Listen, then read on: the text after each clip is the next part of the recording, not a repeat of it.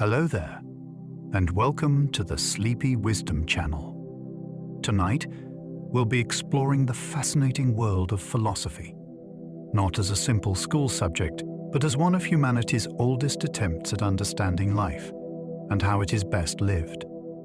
Across centuries, people have asked what is real, what is worth wanting, and what kind of person we should become. Socrates made ignorance feel powerful. Plato wondered whether the world we see is only a shadow of something deeper. The Stoics learned how to meet hardship without surrendering the mind. In the East, sages explored desire, stillness, duty, and the strange freedom that comes from needing less. In modern times, philosophers questioned power, identity, consciousness, and the meaning we create when certainty begins to fade. These ideas are not distant. They shape how we handle hardship. They guide how we love, choose, forgive, and begin again. If you enjoy these gentle journeys, I invite you to like, subscribe, or share a thought below. It helps others find their way here too, one sleepy soul at a time. But for now, all you need to do is settle in. Let your shoulders soften. Let your breathing slow. And as the day begins to fade, join me as we explore these deep questions of life together. Let's begin. Philosophy begins when ordinary life suddenly becomes mysterious. A person eats breakfast, walks to work, answers messages, and assumes the world is obvious. Then one strange thought appears. Why is there something rather than nothing? Why does time move forward? Why do we feel like a single self when the body changes every moment? This is where philosophy starts. Not in a dusty classroom, but in the instant life stops being automatic. The earliest thinkers looked at rivers, stars, dreams, death, and justice, then refused to accept easy answers. They treated existence itself as a puzzle. Some believed everything came from water. Others thought reality was number, fire, mind, or a hidden order behind appearances. The astonishing part is that these questions still have not gone away. Modern science can measure the brain, but it cannot fully explain why experience feels like anything at all. Philosophy keeps that door open.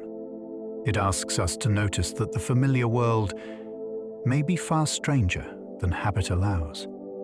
Socrates changed history by treating ignorance as a sacred doorway. Most teachers in ancient Athens wanted students to admire their knowledge. Socrates did something more dangerous. He walked through the city asking generals about courage, politicians about justice, and religious men about holiness. Again and again, confident people discovered that they could not define the very things they claimed to understand. This was not a party trick. It was a spiritual alarm bell. Socrates believed the soul was harmed by false certainty, because a person who thinks he already knows cannot be taught. That idea is still explosive. Many people build their entire identity around opinions they have never examined. Socrates made doubt into a discipline. He showed that wisdom may begin as embarrassment, and that confusion can be cleaner than borrowed certainty. His method was so unsettling that Athens put him on trial.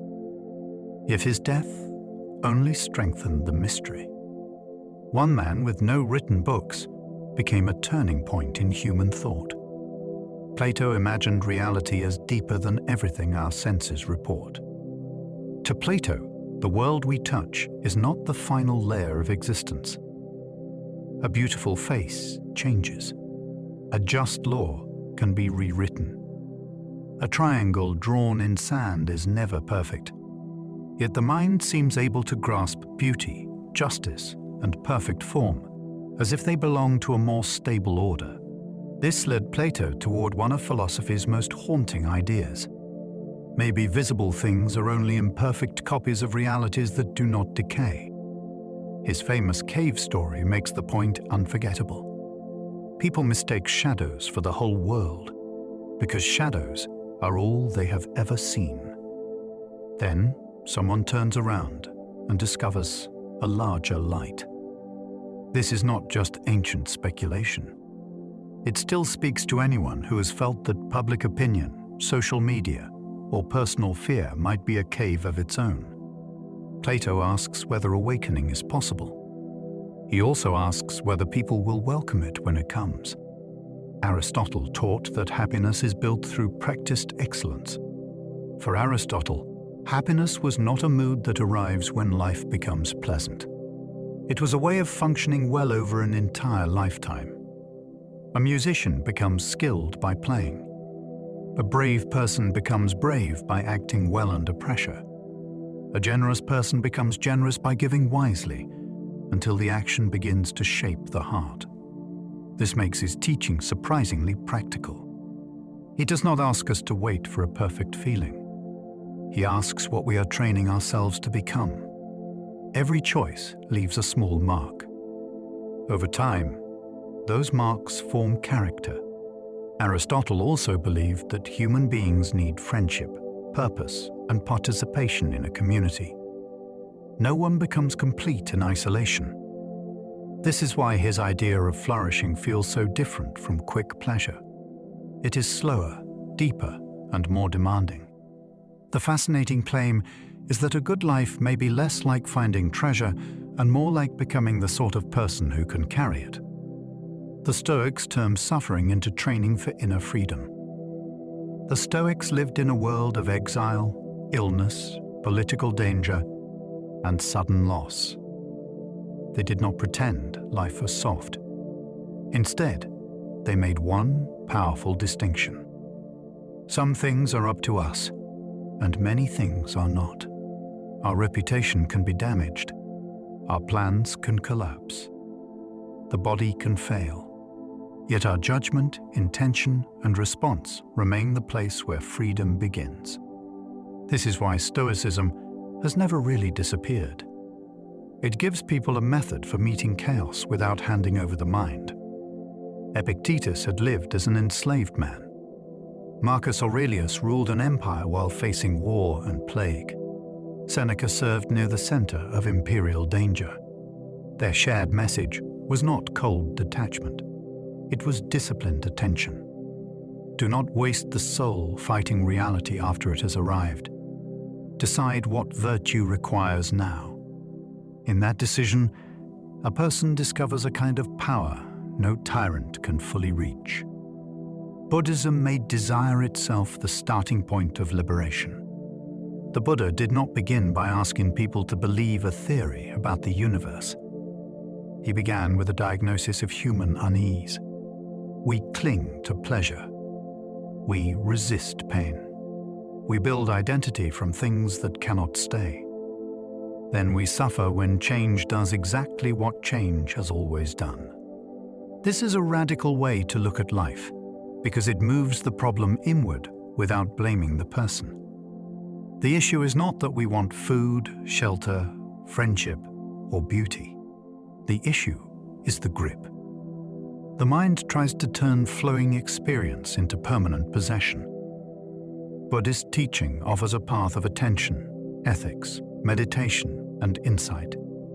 It trains a person to see craving before it hardens into compulsion. To some, this sounds like renouncing life. Yet the deeper claim is stranger and more hopeful. When grasping loosens, experience can become more vivid, not less.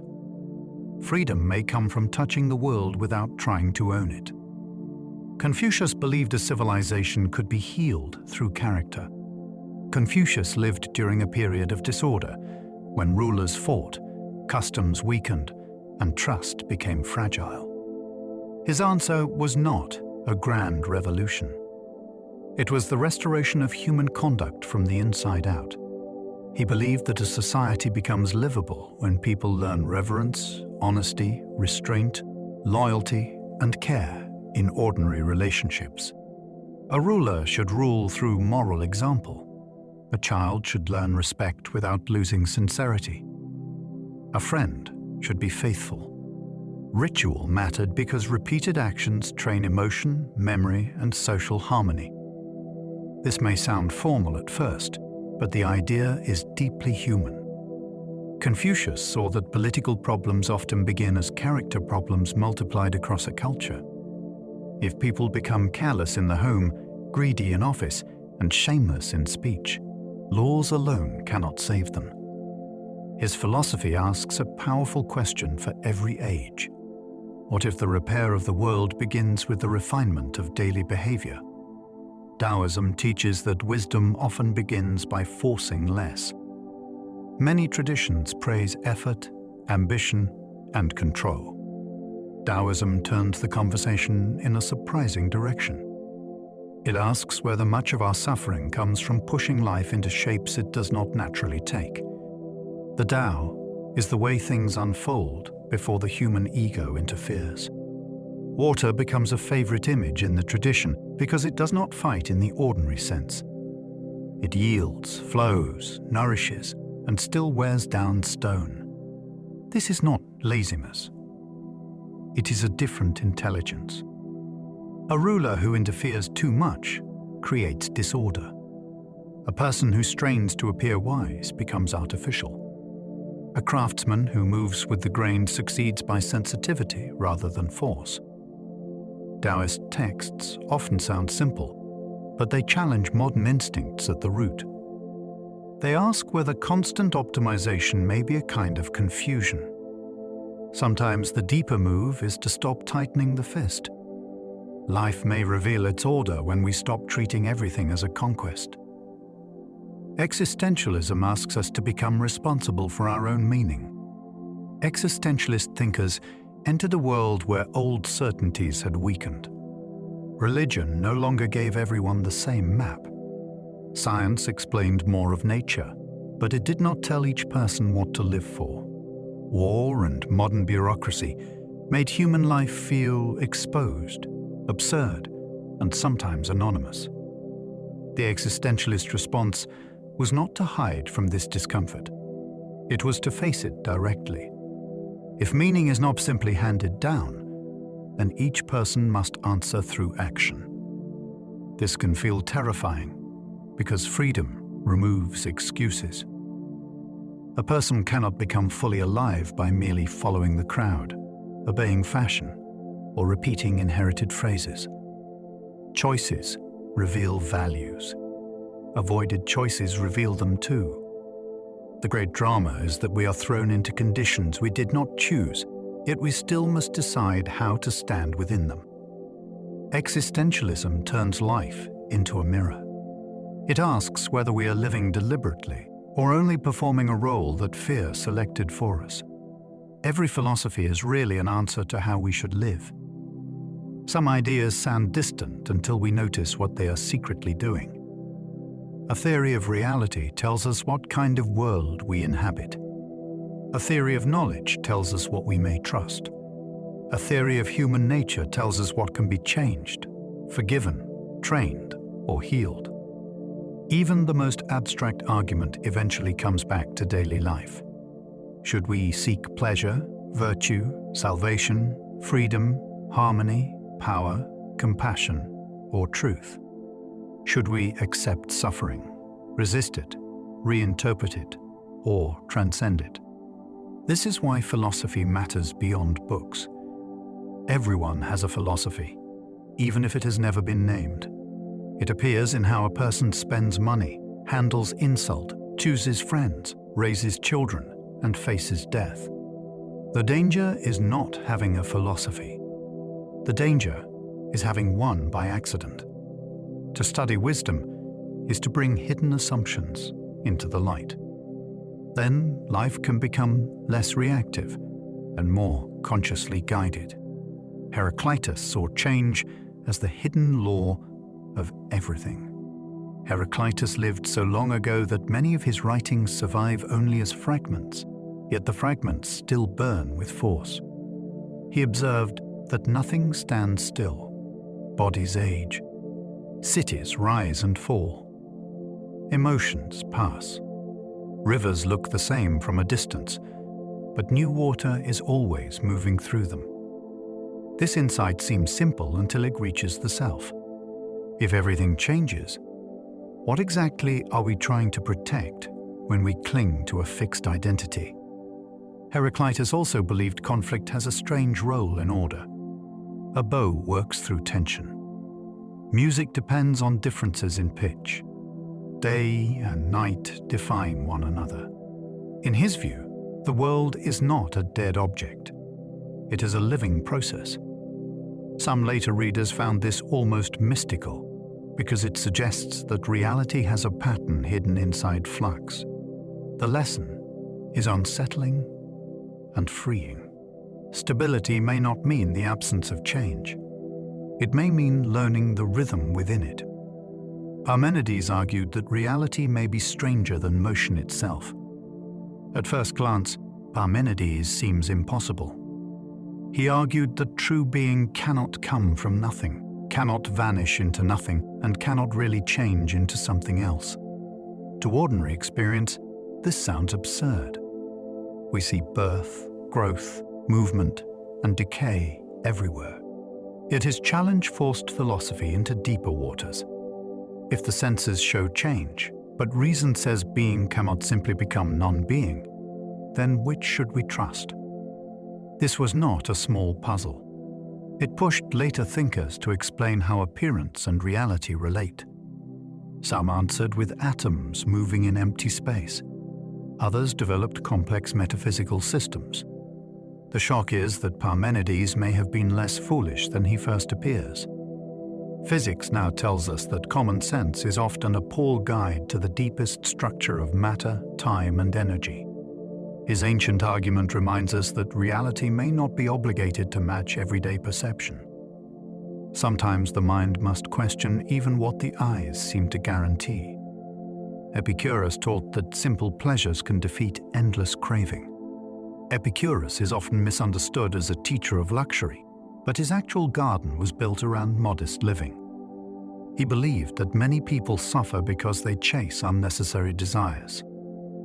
Fame creates anxiety. Excess creates dependency. Power invites fear. The body needs far less than imagination demands. Bread, water, friendship, safety, and thoughtful conversation can bring more peace than a life spent hunting applause. This idea is almost rebellious in a consumer culture. Epicurus did not reject pleasure. He studied it carefully. Some pleasures are natural and necessary. Others are natural, but not necessary. Some are empty, because they grow stronger the more they are fed. The wise person learns the difference. He also treated fear of death as one of humanity's great mental prisons. When we are alive, death is not present. When death is present, we are not experiencing it. Whether or not one accepts that argument, the larger message remains striking. Wanting less can become a form of wealth. Diogenes exposed false status by living with almost nothing. Diogenes was not a philosopher who stayed polite for comfort. He made his life into a public challenge against vanity. He slept in a large ceramic jar, mocked social pretension, and carried a lamp in daylight, while claiming to search for an honest human being. When Alexander the Great supposedly offered him any favor, Diogenes asked him to move aside because he was blocking the sun. The story may be polished by legend, but its meaning is unforgettable. Here was a man telling the most powerful conqueror alive that sunlight mattered more than imperial approval. Cynic philosophy attacked the artificial needs created by society. Clothes, rank, reputation, and refined manners could become cages if people mistook them for virtue. Diogenes wanted humans to live closer to nature and less dependent on applause. His method was extreme, but his target remains familiar. Much of what we call success may be fear wearing expensive clothing. Pyrrho believed peace could come from suspending final judgment. Piero traveled with armies, encountered foreign cultures, and returned with a strange medicine for the restless mind. He suggested that many things are uncertain, unstable, and difficult to judge with final confidence. Instead of forcing conclusions, a person could suspend judgment and discover calm. This became a central impulse in ancient skepticism. It was not mere negativity. It was a discipline against dogmatism. Imagine watching people fight over status, theology, politics, taste, and prediction, while each side speaks as if reality has personally endorsed them. Piero's approach asks what happens when the mind loosens its demand to possess certainty. Perhaps some opinions are useful, perhaps some are likely. Yet the craving for absolute finality can make people rigid and disturbed. Skepticism becomes a form of mental hygiene. It does not require us to stop living. We still choose, eat, travel, work, and care. The difference is that we hold many conclusions with a lighter hand. Zeno trained the mind to survive loss before it arrived. Zeno of Citium founded Stoicism after a shipwreck changed his life. According to tradition, he lost valuable cargo and later said he had made a prosperous voyage when he was driven toward philosophy. Whether the sentence is exact or legendary, the message captures the Stoic spirit. Fortune can take what is external. It cannot decide what the loss means to the soul. Zeno taught in a painted porch in Athens, and his school grew from a single central conviction. The good life depends on virtue, not on possessions, praise, or luck. This was a direct challenge to ordinary values. Most people prepare for success more carefully than they prepare for disappointment. The Stoics did the opposite. They rehearsed hardship in thought, not to become gloomy, but to become less breakable. When imagined loss has already been examined, actual loss may find the mind less shocked. That practice remains powerful because uncertainty has never stopped visiting human life. Marcus Aurelius wrote private reminders that became public medicine. The Roman emperor did not compose his reflections for fame. He wrote to steady himself. During campaigns, illness, court pressure, and grief, Marcus reminded his own mind to remain just, patient, disciplined, and awake to mortality. That is what makes the surviving text so intimate. It is not a polished sermon from a distant throne. It is a ruler arguing with irritation before it controls him. He tells himself that people will be difficult. He reminds himself that praise fades. He returns again and again to the small space between event and response. The astonishing part is the contrast. A man with enormous power kept writing that character mattered more than domination. He governed an empire, yet his deepest battlefield was inward. This is why his reflections still reach people who own no empire at all. Everyone has mornings when resentment rises. Everyone faces impermanence. Marcus offers the image of a person practicing sovereignty over himself. Seneca warned that busyness can disguise a wasted life. Seneca looked at wealthy Romans and saw a pattern that still feels modern. People complained that life was short, yet they scattered attention as if time were endless. They gave hours to errands, ambition, resentment, entertainment, and social obligation. Then they were shocked when old age arrived. His point was not that work is bad. It was that unexamined busyness can become a socially approved way to avoid living. A person may have a full calendar and an empty center. Seneca treated time as the one possession that cannot truly be replaced. Money can return. Reputation can recover. Lost attention is gone. This teaching becomes sharper in an age of constant screens. We can be occupied from waking to sleep without asking what our life is serving. Seneca's warning is uncomfortable because it does not blame fate first. It asks where the day actually went. Then it asks whether we gave our hours to what deserves a human life. Epictetus taught that freedom begins inside our own judgments. Epictetus had lived under slavery, so his teaching about inner freedom was not casual optimism. He knew that human beings can be controlled from the outside in terrible ways. Yet he insisted that the deepest captivity often begins when the mind treats externals as its master. Insult is not only a sound, it becomes suffering when judgment declares it unbearable. Illness is not chosen, but panic can add a second wound. Loss is painful, yet the belief that life must never change makes it heavier. Epictetus trained students to separate events from interpretations. This does not erase grief or injustice. It creates a place from which a person can respond, instead of collapse. His philosophy is bracing because it gives responsibility without pretending we control everything. Freedom is not getting the world to obey us.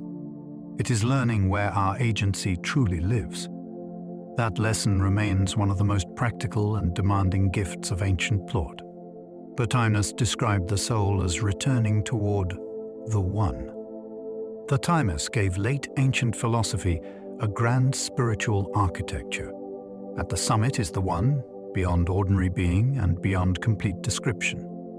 From it flows intellect, then soul, then the material world. This is not creation in the usual mechanical sense. It is more like reality overflowing from ultimate simplicity into increasing complexity. Human life becomes a journey of return. The soul descends into division, distraction, and attachment. Yet it carries a memory of unity. Through contemplation, virtue, beauty, and inward purification, it can rise toward its source. This vision influenced later mystics across religious traditions because it gave philosophy the shape of ascent. It suggests that the deepest part of us is not satisfied by success alone, because it longs for union with something more fundamental than personality. Whether understood metaphysically or psychologically, the idea is gripping. The mind may not be merely thinking about reality. It may be trying to find its way home. Augustine turned philosophy inward by examining memory, time, and desire. Before Augustine, many thinkers looked outward toward nature, politics, logic, or the structure of reality. He brought the investigation into the secret chambers of the human person. He studied his own restlessness with unusual honesty. He asked why the will can be divided against itself. He wondered how memory can hold lost places, forgotten faces, and entire versions of the self that no longer exist. His reflections on time are still startling. The past is gone. The future has not arrived. The present slips away the instant we try to grasp it. So, where does time actually live? Augustine suggested that it is somehow stretched across the soul through memory, attention, and expectation. This is the kind of thought that can keep a person awake at night in the best way. He made inner life feel vast. The ordinary act of remembering became evidence that consciousness is not a simple box, but a deep and mysterious interior world. Aquinas tried to unite reason, faith, nature, and God. Thomas Aquinas worked at a time when ancient Greek philosophy was flooding back into medieval Europe, and not everyone knew what to do with it. Aristotle's writings seemed powerful, but also dangerous to some religious authorities. Aquinas made a bold move. He argued that truth could not ultimately contradict truth. If reason discovered something real about nature, then faith did not need to fear it. His project was enormous. He wrote about angels, law, ethics, politics, the soul, creation, and the existence of God with a mind that loved order. Yet the fascinating part is not only the system, it is the ambition behind it. Aquinas believed the universe was intelligible because it came from intelligence. Every creature had a place in a meaningful whole. Even human longing pointed beyond itself. For modern listeners, this can feel like a lost architecture of reality. He tried to show that thinking carefully could become a form of devotion. Al-Farabi imagined the ideal city as a moral instrument. Al-Farabi did not treat politics as a mere struggle for wealth or control. He imagined the city as something that could shape the soul. In his view, a community should guide people toward wisdom, virtue, and happiness. That may sound noble, but it is also unsettling. If a city can train people upward, then it can also train them downward. Laws, education, music, religion, leadership, and public habits all form the inner life of citizens.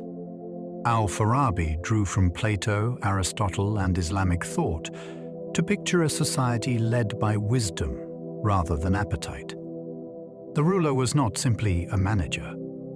He was meant to understand truth well enough to guide others toward human completion. Whether such leadership is possible is a deep question. Yet the idea remains powerful. Every society already teaches something about success, honor, pleasure, and fear. Al-Farabi asks us to notice the hidden curriculum.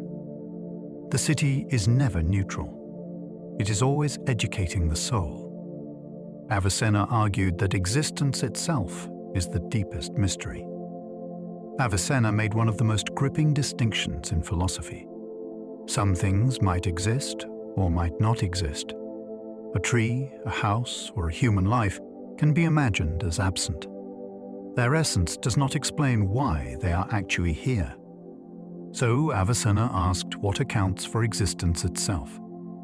This led him toward the idea of a necessary reality, something whose existence does not depend on anything else. His famous floating man thought experiment adds another layer. Imagine a person created in empty space with no sensation of the body. Avicenna thought that such a person would still be aware of himself.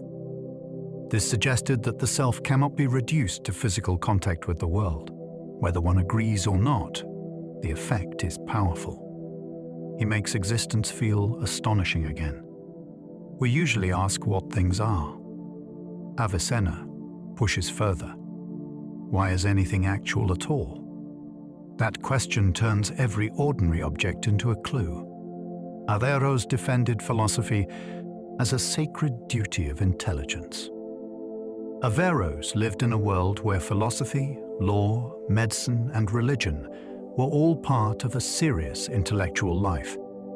He became famous for his commentaries on Aristotle, but his deeper importance lies in a courageous claim. If humans have been given reason, then using it well can be an obligation rather than a threat. He argued that careful interpretation was needed when scripture and demonstration seemed to conflict. Not every sacred text should be read at the same level by every mind. This position was controversial because it trusted disciplined intelligence in matters of ultimate meaning. Averroes believed that truth could have different forms of expression for different kinds of understanding. His influence later shook European universities, where debates about reason and revelation grew intense. What makes him fascinating is the tension he carried. He was not trying to destroy faith. He was trying to protect inquiry from fear. For him, thinking deeply was not rebellion. It was reverence. Maimonides believed wisdom requires both devotion and disciplined doubt. Maimonides was a physician, legal scholar, and philosopher who refused to make spiritual life simplistic. He knew that people need stories, laws, rituals, and images. Yet he also believed the highest understanding of God requires stripping away false ideas. We can say what God is not more safely than we can claim to define what God is. This approach is called negative theology, and it has a strange power. It turns humility into a method. Maimonides also tried to guide thoughtful believers through confusion. He knew that a serious mind can struggle when tradition, reason, and experience appear to pull in different directions. Rather than dismiss that struggle, he treated it as a path. For him, doubt could become disciplined rather than destructive. The seeker should not accept crude pictures of the divine, but should not abandon the search either. His wisdom feels mature because it refuses both arrogance and laziness. It asks for courage with restraint. Nagarjuna revealed how emptiness can free the mind from extremes. Nagarjuna is one of the most subtle thinkers in Buddhist history, and his central idea is often misunderstood. Emptiness does not mean that nothing matters. It means that things do not exist in isolated, permanent, self-contained ways. A table depends on wood, makers, tools, forests, language, and the mind that recognizes it. A person depends on body, memory, culture, food, relationships, and changing conditions. Nothing stands alone. Nagarjuna used sharp arguments to dismantle fixed positions.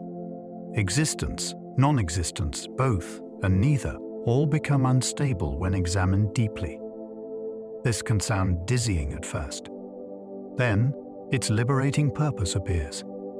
If we stop treating things as absolutely fixed, we suffer less when they change.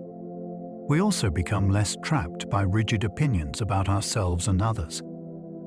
Some people hear this and think it is abstract, yet it reaches straight into daily life. The identity we defend so fiercely may be more like a process than a prison. Shankara taught that the deepest self is not separate. Shankara's philosophy begins with a startling claim. The ordinary self we defend, praise, shame, and compare is not our final identity. Beneath changing thoughts and personal history is pure awareness. That awareness is not separate from ultimate reality. In Advaita Vedanta, this is expressed through the relationship between Atman and Brahman. The individual self and the ground of all existence are not ultimately two. The world of difference is not dismissed as useless, but it is seen through the lens of Maya. Appearances can conceal the deeper unity beneath them. This idea can be mind-bending. It suggests that spiritual ignorance is not mainly a lack of information. It is a case of mistaken identity. We think we are a small, isolated being in a threatening universe. Shankara says the truth is far more radical. The seeker is not merely approaching reality from the outside. At the deepest level, the seeker has never been apart from it. Patanjali mapped the mind as something that can be trained. Patanjali's Yoga Sutras do not present yoga as exercise in the modern sense. They describe a disciplined science of attention. The mind is restless. It moves through memory, imagination, sleep, correct knowledge, and error. These movements can trap a person in confusion, but they can also be observed, steadied, and transformed. Patanjali's famous path includes ethical restraints, personal disciplines, posture, breath regulation, withdrawal of the senses, concentration, meditation, and absorption. The sequence matters because liberation is not treated as a random mystical accident. It is approached through training. This makes the teaching surprisingly practical. A scattered life produces a scattered mind. A disciplined life creates conditions for insight. The most fascinating claim is that consciousness can witness mental activity without being identical to it. Thoughts arise, but the witness is deeper than thought. For anyone who has ever felt ruled by worry or desire, that is an astonishing possibility. The mind may be turbulent, but it is not beyond education. Lao Tzu made softness one of the strongest forces in life. Lao Tzu turns normal ideas of strength upside down. People usually admire hardness, speed, conquest, and display. The Tao Te Ching repeatedly points toward water, humility, simplicity, and the power of not overreaching. A stiff tree can break in a storm. A flexible reed survives. A ruler who dominates may create resistance. A wise ruler acts so lightly that people recover their own natural order. This is not weakness. It is strength that does not need to advertise itself. Lao Tzu's teaching becomes especially fascinating when applied to personal life. Many conflicts grow because someone insists on winning in the most obvious way. Yet a softer response can move around resistance and change the entire field. Silence can end a useless argument. Patience can reveal what force would miss. Contentment can defeat manipulation. In a culture trained to confuse noise with power, Lao Tzu sounds almost like forbidden knowledge. The deepest influence may belong to what does not shout. Zhuangzi used strange stories to loosen rigid certainty. Zhuangzi does not argue like a conventional philosopher. He gives us useless trees, talking skulls, skilled butchers, giant birds, and a dream about becoming a butterfly. These stories are not random decoration. They are tools designed to crack the mind open. One of his most famous passages asks whether he dreamed he was a butterfly, or whether a butterfly is now dreaming it is Zhuangzi. The point is not to build a bizarre theory and force everyone to accept it. The point is to unsettle the confidence with which we divide reality into neat boxes.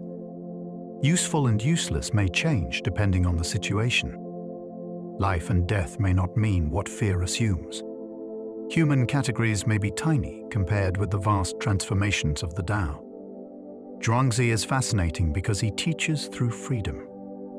He does not imprison the listener in doctrine. He makes certainty feel small, then invites the mind to wander into a larger sky. Mencius believed human goodness grows like a protected seed. Mencius offered one of the most hopeful visions in Confucian thought. He believed that human beings have natural beginnings of virtue. Compassion, shame, respect, and moral discernment are like sprouts in the heart. They are not fully grown trees. They can be neglected, damaged, or starved by bad conditions. Yet they are real. His famous example is simple and powerful. If a person suddenly sees a child about to fall into a well, an immediate feeling of alarm and concern appears before calculation. This reaction reveals something about human nature. Mencius did not think goodness develops automatically.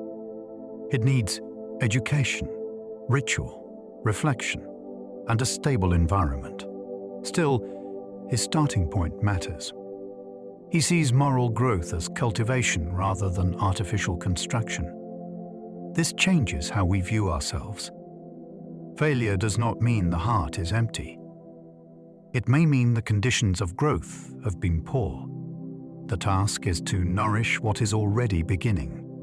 Zunzi warned that virtue must be shaped through practice. Zunzi disagreed with Mencius in a dramatic way. He thought raw human impulses tend toward selfishness, envy, and disorder if left untrained. People desire profit. They resent others. They compete for status. For Zunzi, civilization is not the enemy of virtue. It is the workshop where virtue becomes possible. Ritual, music, law, teachers, and conscious effort reshape the person.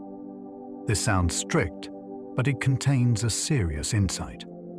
Goodness is not always what feels natural in the moment. A child must learn patience. An angry adult must learn restraint. A community must train its members to respect boundaries they would not spontaneously choose. Zunzi compared moral cultivation to straightening warped wood. The material can become useful, but not by wishful thinking. His teaching challenges the romantic belief that authenticity means following impulse. Sometimes the untrained self is not deeper. It is simply unfinished. Virtue may require art, discipline and repeated correction before it becomes second nature. Mosey taught that impartial care could transform society. Mosey looked at the suffering caused by war, luxury, partiality, and clan loyalty, then offered a radical remedy. People should care for others more impartially. He did not mean vague kindness. He meant that rulers and families should stop valuing their own advantage so highly that they injure everyone else. If states cared for other states as they cared for themselves, aggressive war would lose its moral cover. If families extended concern beyond bloodline, social life would become less brutal. This was a direct challenge to traditions that placed graded affection at the center of order.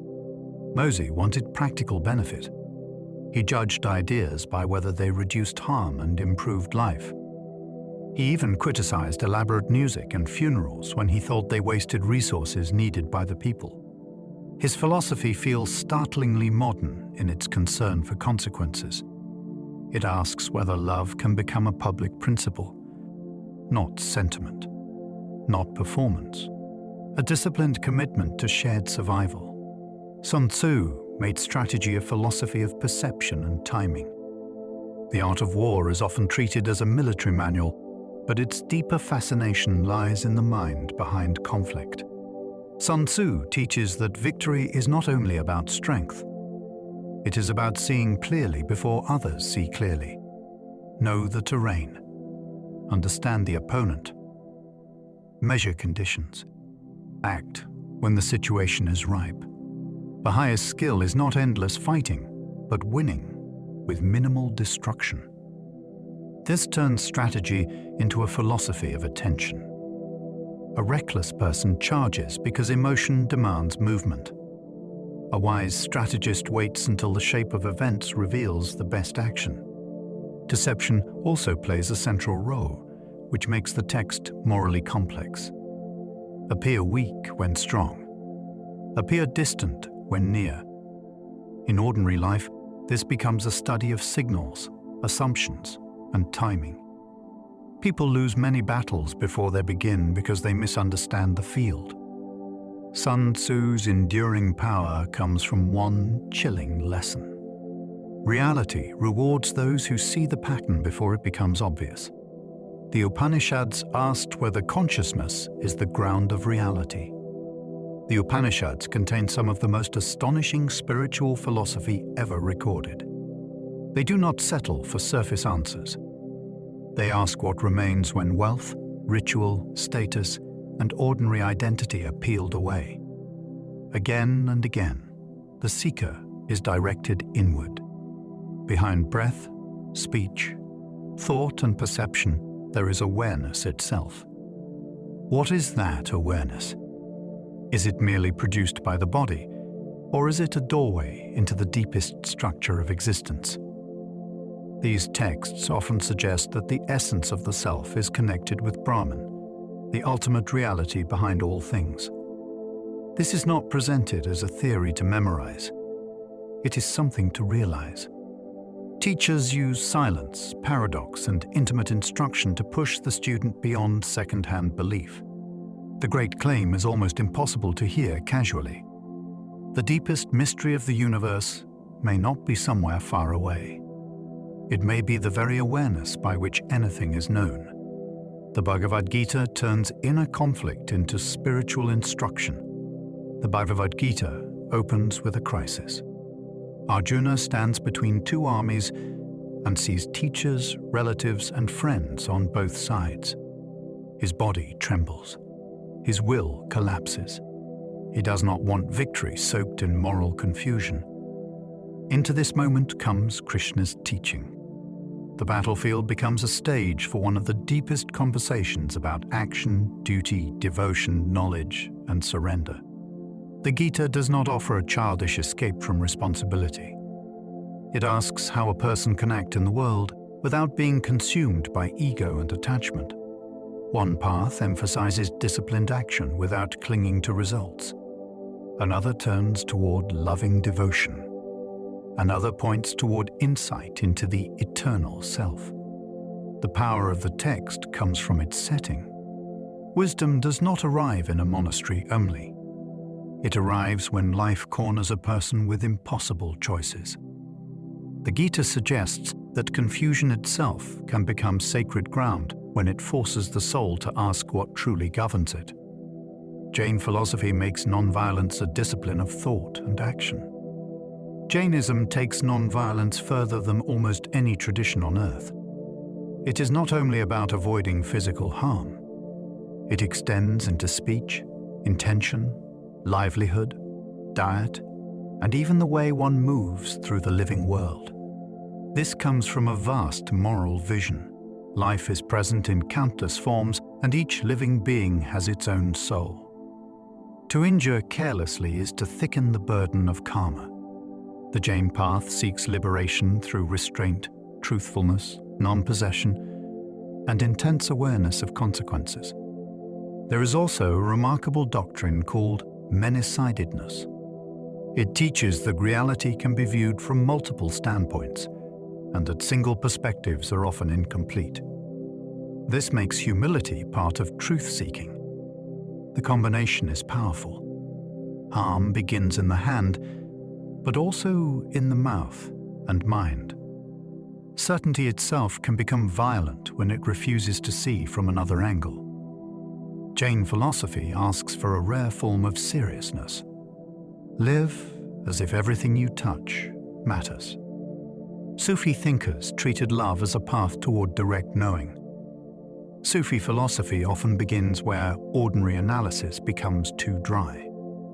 It does not reject knowledge, but it insists that the deepest truth must be tasted, not merely described.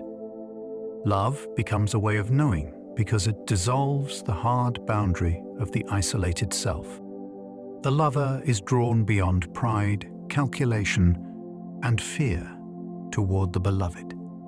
In many Sufi writings, the journey passes through longing, discipline, remembrance, surrender, and transformation. The language can sound wild because the experience being described is not simple emotion. It is a reordering of the whole person. Some Sufis used music, poetry, movement, and silent contemplation to turn attention toward divine presence. The fascinating idea is that the heart may have its own intelligence, not sentimentality, not vague feeling, a refined capacity to recognize what the ego cannot possess. Sufi wisdom asks whether love is more than affection. It may be a doorway through which reality recognizes itself. Indigenous wisdom often sees personhood extending beyond human beings. Many indigenous traditions do not draw the same hard line between humans and the rest of the living world. Mountains, rivers, animals, forests, winds, and ancestors may be treated as participants in a web of relationship. This does not mean every tradition says the same thing. It means many begin from kinship rather than domination. The result is a different kind of philosophy. Land is not merely property. It can be memory, responsibility, teacher, and relative. Knowledge is often carried through story, practice, ceremony, observation, and intergenerational trust. To modern ears, this can sound symbolic, yet it raises a serious challenge to industrial thinking. What happens to a society when the world is treated as an object with no voice? What happens when humans imagine themselves as separate from the systems that sustain them? Indigenous wisdom often preserves a truth that modern life keeps rediscovering too late. Relationship is not an optional layer placed on reality. It is reality. African Ubuntu philosophy says the self is formed through others. Ubuntu is often expressed through the idea that a person becomes a person through other persons. This is a profound challenge to extreme individualism. It does not erase personal responsibility. It places the self inside a living network of recognition, care, obligation, and shared dignity. In this view, Identity is not a private possession sealed inside the skin. It is formed through family, community, memory, language, and moral encounter. A person who humiliates others also diminishes himself. A society that abandons the vulnerable wounds its own humanity. Ubuntu became especially powerful in conversations about reconciliation, justice, and healing after deep political trauma. Its wisdom is not sentimental. Forgiveness and restoration require courage, truth, and structure. Yet the guiding insight remains luminous. We are not built to become fully human alone. Modern loneliness makes this teaching feel urgent. Ubuntu asks whether freedom without belonging can become hollow, and whether dignity is something we awaken in one another. Yoruba thought links character with destiny, balance, and community. Yoruba philosophy contains a rich understanding of human life, where destiny and character are deeply connected. The concept of Ori refers to a person's inner head, spiritual identity, or chosen destiny. Yet destiny does not remove responsibility. Character matters because it shapes how a person walks the path before them. A good destiny can be damaged by poor conduct. A difficult path can be strengthened by wisdom, patience, and right relationship. Yoruba thought also places human life within a layered cosmos that includes ancestors, deities, nature, and community. Balance is essential. The person is not an isolated unit trying to win against the universe. The person is situated within forces that must be respected, consulted, and harmonized. This worldview is fascinating because it avoids the simple split between fate and free will. It asks a more practical question. How does one cooperate with the life one has been given? The answer begins with character. Kintsugi became a Japanese lesson in brokenness without shame. Kintsugi is the art of repairing broken pottery with lacquer mixed with precious metal. The crack is not hidden. It becomes part of the object's visible history. This practice is often linked with Japanese aesthetics that value impermanence, where simplicity and the beauty of things marked by time. Its philosophical power is immediate. Many cultures teach people to disguise damage, hide the scar, pretend the break never happened. Kintsugi suggests another possibility. Repair can be honest. The restored object is not returned to untouched innocence. It becomes something with a story. This does not mean suffering is automatically beautiful, and it should never be used to romanticize pain. The deeper lesson is about integration. A life that has been broken does not have to be discarded. With care, patience, and skill, fracture can become part of a more complex form of dignity. The gold does not erase the wound. It shows that the wound was met. Zen practice points beyond explanation toward direct experience. Zen is famous for sayings and stories that seem to break ordinary logic. A student asks about ultimate truth and receives a shout, a gesture, or an answer that makes no obvious sense. This is not nonsense for its own sake. Zen often tries to interrupt the mind's habit of substituting explanation for reality. A person can read about water forever and still not know the taste. A person can discuss awakening while remaining trapped in pride. Zen practice uses meditation, discipline, teacher-student encounter, and daily tasks to bring attention back to what is immediate. Sweep the floor. Drink tea. Sit fully. Notice the mind reaching away from the present. The fascination comes from its refusal to let wisdom become merely verbal. It does not despise language, but it knows language can become a screen. Zen asks whether we are experiencing life directly or living inside commentary about life. That question is simple enough to disturb anyone. Bushido fused moral discipline with impermanence and self-command. Bushido is often associated with the samurai, but its philosophical image is more complex than sword and armor. It gathered ideas about loyalty, courage, honor, self-restraint, courtesy, sincerity, and readiness for death. Some versions were shaped by Confucian ethics, Zen practice, and warrior culture. The result was a code that tried to discipline fear and desire under a severe ideal of conduct. Modern romantic images can simplify it, but the underlying question remains intense. How should a person live when life may end without warning? The samurai answer was to train the mind before the crisis arrives. Hesitation, panic, and selfishness were enemies within. Impermanence was not only a sad truth, it was meant to sharpen presence. When death is remembered, trivial vanity loses some of its spell. Of course, any warrior code can be used to serve harmful power. That tension is part of the fascination. Bushido shows how virtue and violence can become dangerously entangled. Renaissance humanists revived the dignity and responsibility of the individual. During the Renaissance, many thinkers turned back to Greek and Roman sources with fresh hunger.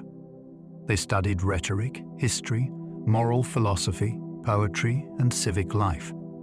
This movement did not simply praise human beings in a shallow way.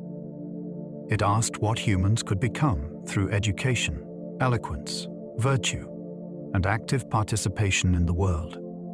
The individual was no longer only a sinner waiting for salvation, or a small part in a fixed medieval order. Human potential became a serious philosophical subject. Artists studied anatomy. Scholars recovered manuscripts. Political writers examined power with new realism. The fascinating shift is that human life began to feel more open, more creative, and more historically conscious. This confidence could inspire greatness, but it also carried danger. If humans are capable of shaping themselves, they are also responsible for what they shape. Renaissance humanism still speaks to modern self-development. It says that a person is not merely born. A person is cultivated. Machiavelli separated political survival from private moral innocence. Machiavelli looked at politics without the usual comforting veil.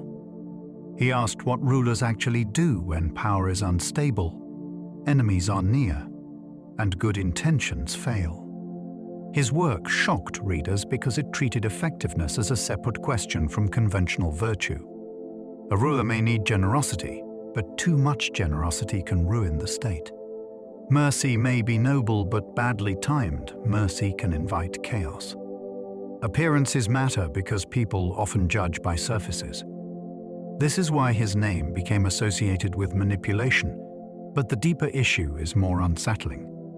He forced philosophy to confront the gap between moral ideals and political reality. Can a leader remain innocent and still protect a fragile community? Does power corrupt only because people are wicked, or because politics has its own dangerous logic? Machiavelli does not let us sleep easily. He shows that public life may punish the naive. Yet he also makes us wonder, what is lost when survival becomes the highest art? Descartes rebuilt certainty by doubting almost everything at once. Descartes began with a dramatic experiment. What can be known if every doubtful belief is set aside? The senses sometimes deceive us. Dreams can feel real while they last. Even mathematics could be questioned if some powerful deceiver were manipulating the mind. This sounds extreme, almost like philosophical paranoia, but it had a clear purpose. Descartes wanted a foundation that could not be shaken. He found it in the act of thinking itself. Even if he was deceived, there had to be a thinking subject being deceived. From there, he tried to rebuild knowledge. The famous results changed modern philosophy. Yet the real fascination lies in the method. He treated certainty like a structure that must survive total demolition. In doing so, he helped create the modern obsession with the thinking self. The world could be doubted. The body could be doubted. But the strange fact of awareness stood there, undeniable and alone. Spinoza saw God and nature as one infinite reality. Spinoza offered one of the most radical visions in Western philosophy. He rejected the idea of God as a distant ruler who interrupts nature from outside. Instead, he argued that there is only one infinite substance, and everything that exists is an expression of it. Mind and body are not separate kingdoms. They are different ways of understanding the same reality. This view disturbed many religious authorities, yet it has fascinated scientists, mystics, and philosophers for centuries. It turns the universe into a single, intelligible whole. Human suffering arises partly because we see events through narrow personal desire. We call things good or bad according to how they affect us. Spinoza asks us to understand causes more deeply. As understanding grows, emotional slavery can weaken. The goal is not begging the cosmos for special treatment. It is learning to see ourselves as part of the vast order of existence. For Spinoza, freedom begins when illusion gives way to understanding. Locke shaped modern freedom through ideas of rights and consent. Locke helped change the political imagination of the modern world by asking where legitimate authority comes from. His answer was dangerous to kings who claimed power by birth. Government exists because people have rights before government exists at all. Life, liberty, property, and conscience are not gifts from rulers. They are moral claims that political power must respect. If authority becomes destructive, then obedience is no longer automatic. That idea helped shape later revolutions, constitutions, and arguments about freedom across the world. Yet Locke is fascinating because his legacy is not simple. His writings inspired liberty, but his era also carried contradictions about empire, exclusion, and ownership. This makes his philosophy feel alive rather than finished. He forces us to ask what consent really means. Do people truly agree to a system just because they are born inside it? When power says it protects us, Locke asks who gave it permission. That question still unsettles every government on Earth. Hume showed that reason often serves emotion and habit. David Hume looked at the human mind and removed a flattering illusion. People like to imagine that they believe things because pure reason calmly rules from a throne. Hume saw something more troubling. Much of life runs on custom, feeling, expectation, and repeated association. We expect the sun to rise because it always has. We trust cause and effect because the mind becomes trained by patterns. We call actions moral or immoral because they stir approval or disapproval within us. Reason helps us compare, calculate, and clarify. Yet it rarely supplies the original force that moves us. This was a shock to philosophy. It suggested that human beings are not cold machines searching for truth in a perfect light. We are creatures of instinct, memory, and emotional gravity. Hume does not make us hopeless. He makes us honest. Before we trust our certainty, we should ask whether thought is leading desire or merely dressing desire in respectable clothing. Kant argued that the mind helped shape experienced reality. Immanuel Kant believed philosophy had reached a crisis. Some thinkers trusted reason too much. Others showed that experience rests on habits we cannot fully justify. Kant responded with a stunning reversal. Instead of asking how the mind copies the world, he asked how the mind makes experience possible in the first place. Space, time, causality, and order are not just discovered like objects on a table. They are part of the structure through which human beings encounter anything at all. This means we never meet reality in a completely raw form. We meet it through the conditions of human knowing. The claim is strange, but deeply powerful. It suggests that the world we experience is not simply out there waiting, unchanged by the knower. The mind participates in its appearance. Kant did not say we invent reality however we please. He said experience has hidden architecture. We live inside that architecture every waking moment, usually without noticing it. Rousseau believed society can corrupt our natural moral instincts. Jean-Jacques Rousseau unsettled his age by suggesting that civilization may not be pure progress. People praised refinement, luxury, competition, and social achievement. Rousseau wondered what these things had done to the human heart. He imagined that before corrupt institutions took hold, human beings may have been simpler, more compassionate, and less obsessed with comparison. Society creates mirrors everywhere. We begin to ask how we appear, who outranks us, and what others think we are worth. This can turn natural self-preservation into vanity. It can make people perform virtue while secretly chasing approval. Rousseau did not offer an easy return to the forest. His point was more disturbing. The institutions that educate us may also deform us.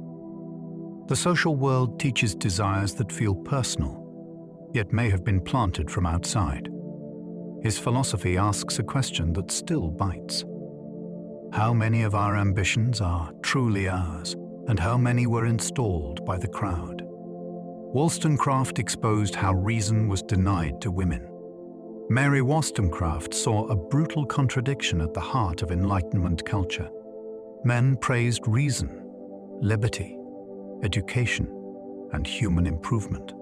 Yet many of the same men treated women as decorative beings fit only for charm, obedience, and dependence. Wollstonecraft challenged this with direct force. If reason is the dignity of human nature, then denying women serious education is not natural order. It is organized injustice. She argued that women had been made weak by social design, then blamed for the weakness society produced. This insight remained sharp. A person cannot be judged fairly after being denied the tools required to flourish. Wollstonecraft also understood that false femininity harms everyone. It turns love into dependence, marriage into imbalance, and virtue into performance. Her work did not merely ask for kindness toward women. It demanded intellectual respect. She made philosophy answer for its own principles. If reason belongs to humanity, then no custom has the right to lock it away. Hegel saw history as consciousness learning through conflict. Hegel treated history as more than a pile of events. He saw it as a dramatic process in which human freedom gradually becomes more aware of itself. Ideas clash. Institutions rise. Contradictions appear inside every settled order. Then struggle forces a new shape of life to emerge. This is why his philosophy can feel enormous and strange. He believed that conflict is not merely accidental noise. It can reveal what a society has not yet understood about itself. The master and servant relationship became one of his most famous examples. The person who dominates another may appear powerful, yet true recognition cannot come from someone reduced to a thing. This insight reaches far beyond its setting. Hegel makes history feel like a hidden argument unfolding through civilizations. Law, art, religion, politics, and personal identity all become stages of development. Whether one accepts the system or not, the vision is gripping. Humanity is not just living history. Humanity is being taught by it. Schopenhauer believed desire keeps human beings restless and unsatisfied. Arthur Schopenhauer looked beneath polite society and saw a force he called will. It was not rational planning. It was a blind striving that pushes life onward through hunger, attraction, ambition, fear, and reproduction. For him, human beings suffer because wanting never finally ends. We desire something, then ache until we get it. Once we get it, boredom or new craving appears. The wheel continues. This makes ordinary happiness fragile. It depends on brief pauses and a much deeper restlessness. Schopenhauer's view can sound bleak, but it explains a great deal with uncomfortable clarity. Why does success often fail to satisfy? Why does pleasure fade so quickly? Why do people repeat patterns that exhaust them? His answer is that the engine of desire is not designed for peace. Yet he also pointed toward release through art, compassion, and forms of renunciation. Music especially seemed to reveal the will directly. For a moment, the individual self loosens its grip. Kierkegaard made anxiety a doorway into authentic faith. Soren Kierkegaard wrote as if the single human soul mattered more than every system. He distrusted philosophies that explained existence from far above, because real life is lived from within uncertainty. Anxiety, for him, was not merely a sickness. It was the dizziness of freedom. A person can choose. A person can become. That possibility opens a terrifying depth beneath ordinary routine. Kierkegaard believed that truth must be personally appropriated. It is not enough to admire courage, faith, or love from a safe distance. The individual must stand before God, mortality, and responsibility without hiding in the crowd. His famous idea of the leap of faith is often misunderstood. It is not careless belief. It is the passionate decision to commit where proof cannot remove risk. This makes his thought intensely alive. He understood that many people escape themselves through distraction, irony, public opinion, or respectability. Anxiety may be the signal that the soul is being summoned. Marx turned philosophy toward labor, power, and material life. Karl Marx believed philosophy had spent too long interpreting the world while ignoring the conditions that shape human life.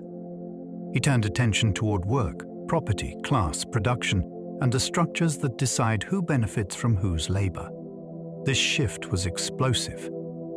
Instead of treating ideas as floating above society, Marx asked how material arrangements influence law, religion, morality, and even self-understanding. A person working under alienating conditions can become separated from the product, the process, other workers, and their own creative nature. That idea still has force in an age of automation, corporate systems, and endless productivity metrics. Marx also saw history as driven by conflict between groups with opposed economic interests. Whether one agrees with his solutions or not, the questions remain unavoidable. Who owns the tools? Who controls time? Who profits from exhaustion? He made philosophy walk into the factory, the market, and the street. After Marx, abstract freedom could no longer ignore material dependence. Nietzsche challenged people to create values after inherited certainty collapsed. Friedrich Nietzsche wrote for an age that could no longer simply rely on old religious and moral foundations. His famous declaration about the death of God was not a cheap insult. It was a diagnosis. If the highest source of meaning loses its authority, then entire civilizations can drift into emptiness, resentment, or shallow comfort. Nietzsche feared that people would keep using moral language without noticing that the old foundation had cracked beneath it. His answer was not despair. It was creation. Human beings must learn to examine inherited values, expose life-denying habits, and become capable of saying yes to existence with strength. The Overman is not a comic book tyrant. It is an image of a person who can give form to life without needing approval from the herd. Nietzsche is dangerous because he attacks laziness in disguise. He asks whether our morality is noble insight or fear that learned to sound holy. William James judged ideas by their consequences in lived experience. William James brought philosophy closer to the pulse of actual life. He did not want ideas treated like museum objects. He wanted to know what difference they make when believed, tested, and lived.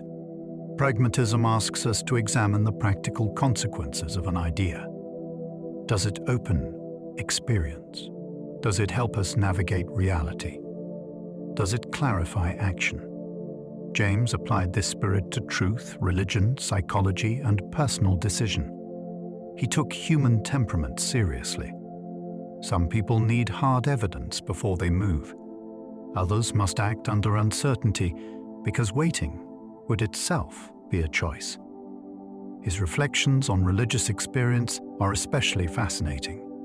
He studied conversion, mysticism, prayer, and altered states without reducing them to nonsense. He asked what such experiences do in a life. Do they produce courage, humility, energy, or transformation? James makes philosophy feel experimental. Beliefs are not merely sentences in the head. They are forces that shape attention, possibility, and conduct. Peirce helped turn truth into a process of inquiry. Charles Sanders Peirce saw truth as something approached through disciplined investigation rather than private certainty. A single person can be mistaken. A whole age can be mistaken. Yet inquiry has a self-correcting power when evidence, criticism, and testing are allowed to work over time.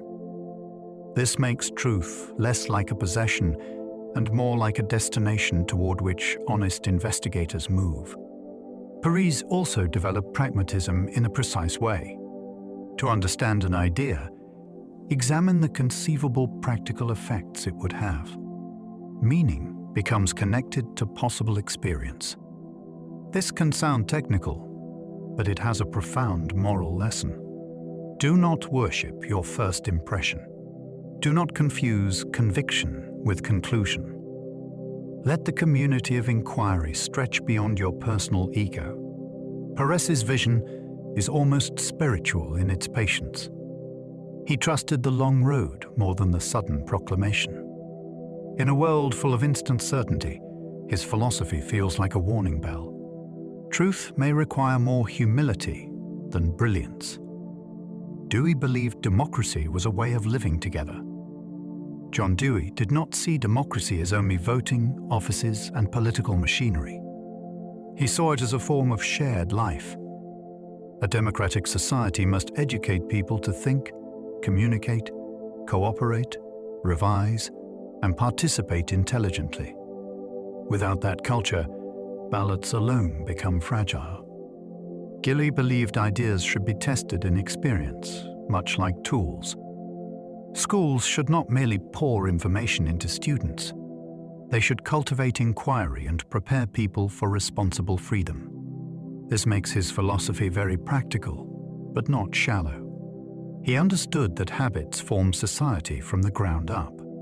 How children learn, how neighbors solve problems, how citizens discuss disagreement, and how institutions respond to new conditions all matter. Democracy becomes an ongoing experiment. It requires trust without blind obedience. It requires criticism without hatred. Dewey's thought feels urgent because many societies want the benefits of democracy without the discipline it demands. He reminds us that freedom is not self-maintaining. It must be practiced together. Husserl returned philosophy to the structures of direct experience.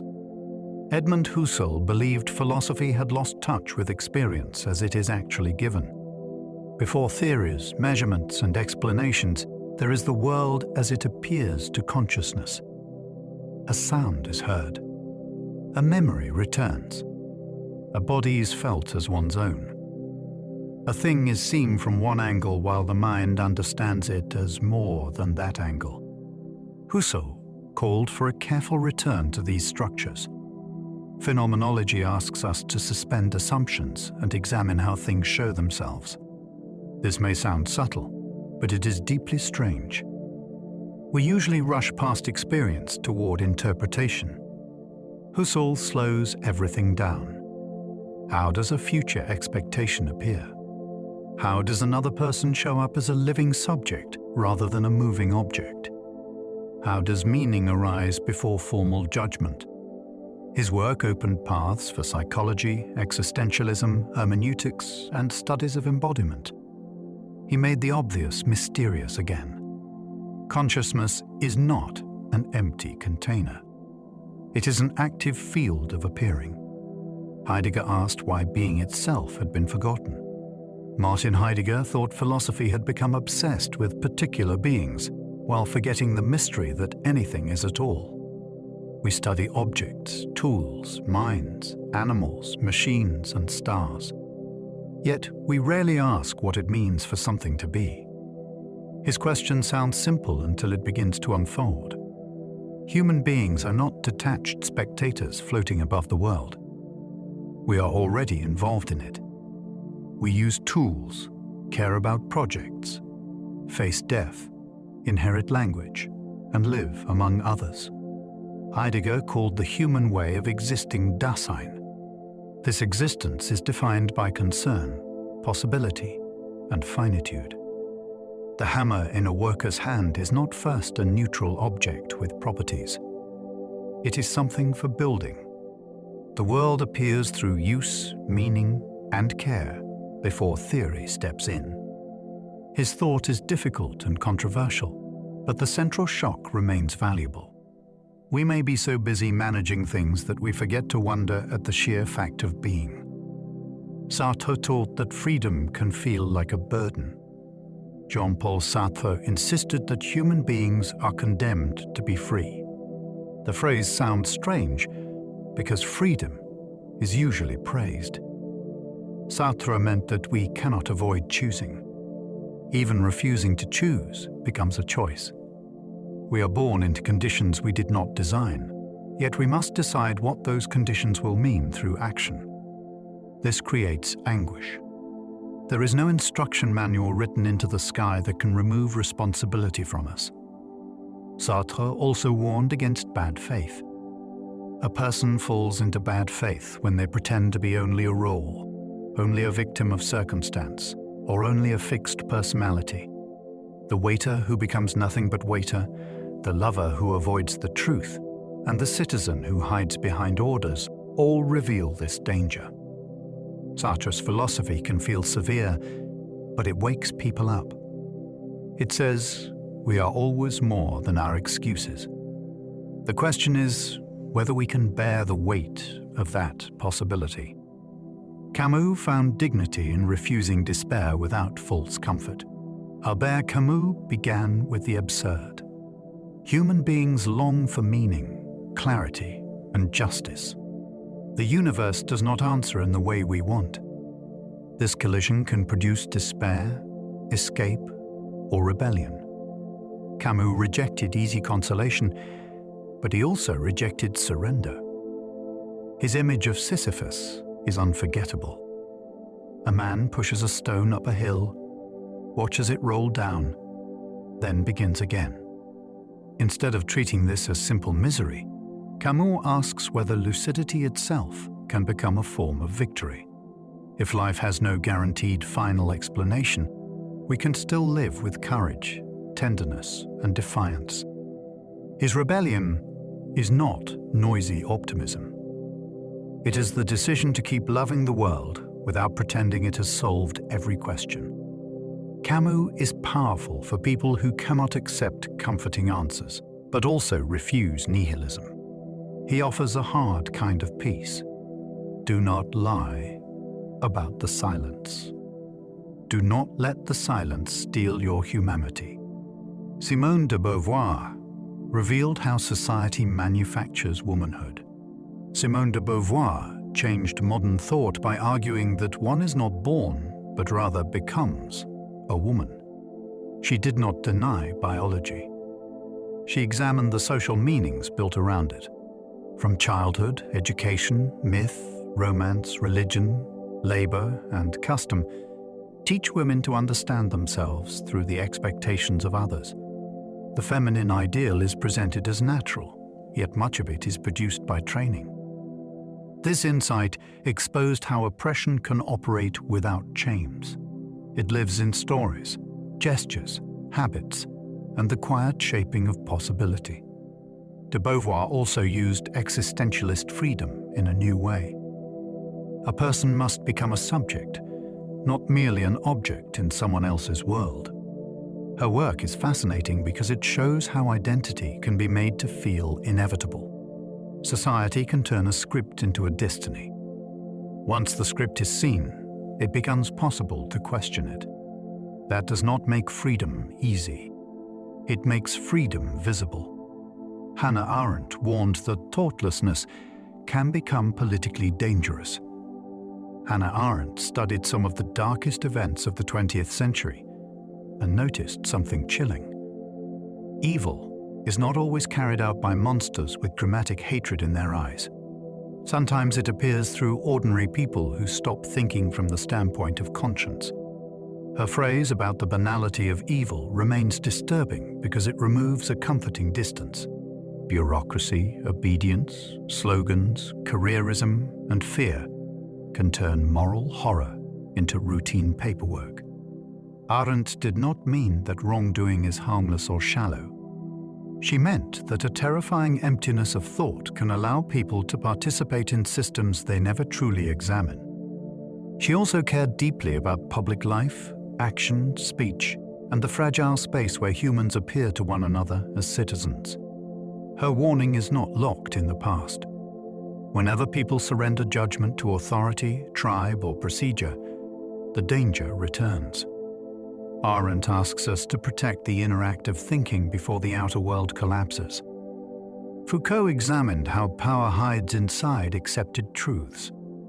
Michel Foucault did not study power only as something held by kings, police, or governments. He looked for it in institutions, categories, expert language, habits of observation, and definitions of normality. A society can control people not only by force, but by producing the kinds of knowledge through which people understand themselves.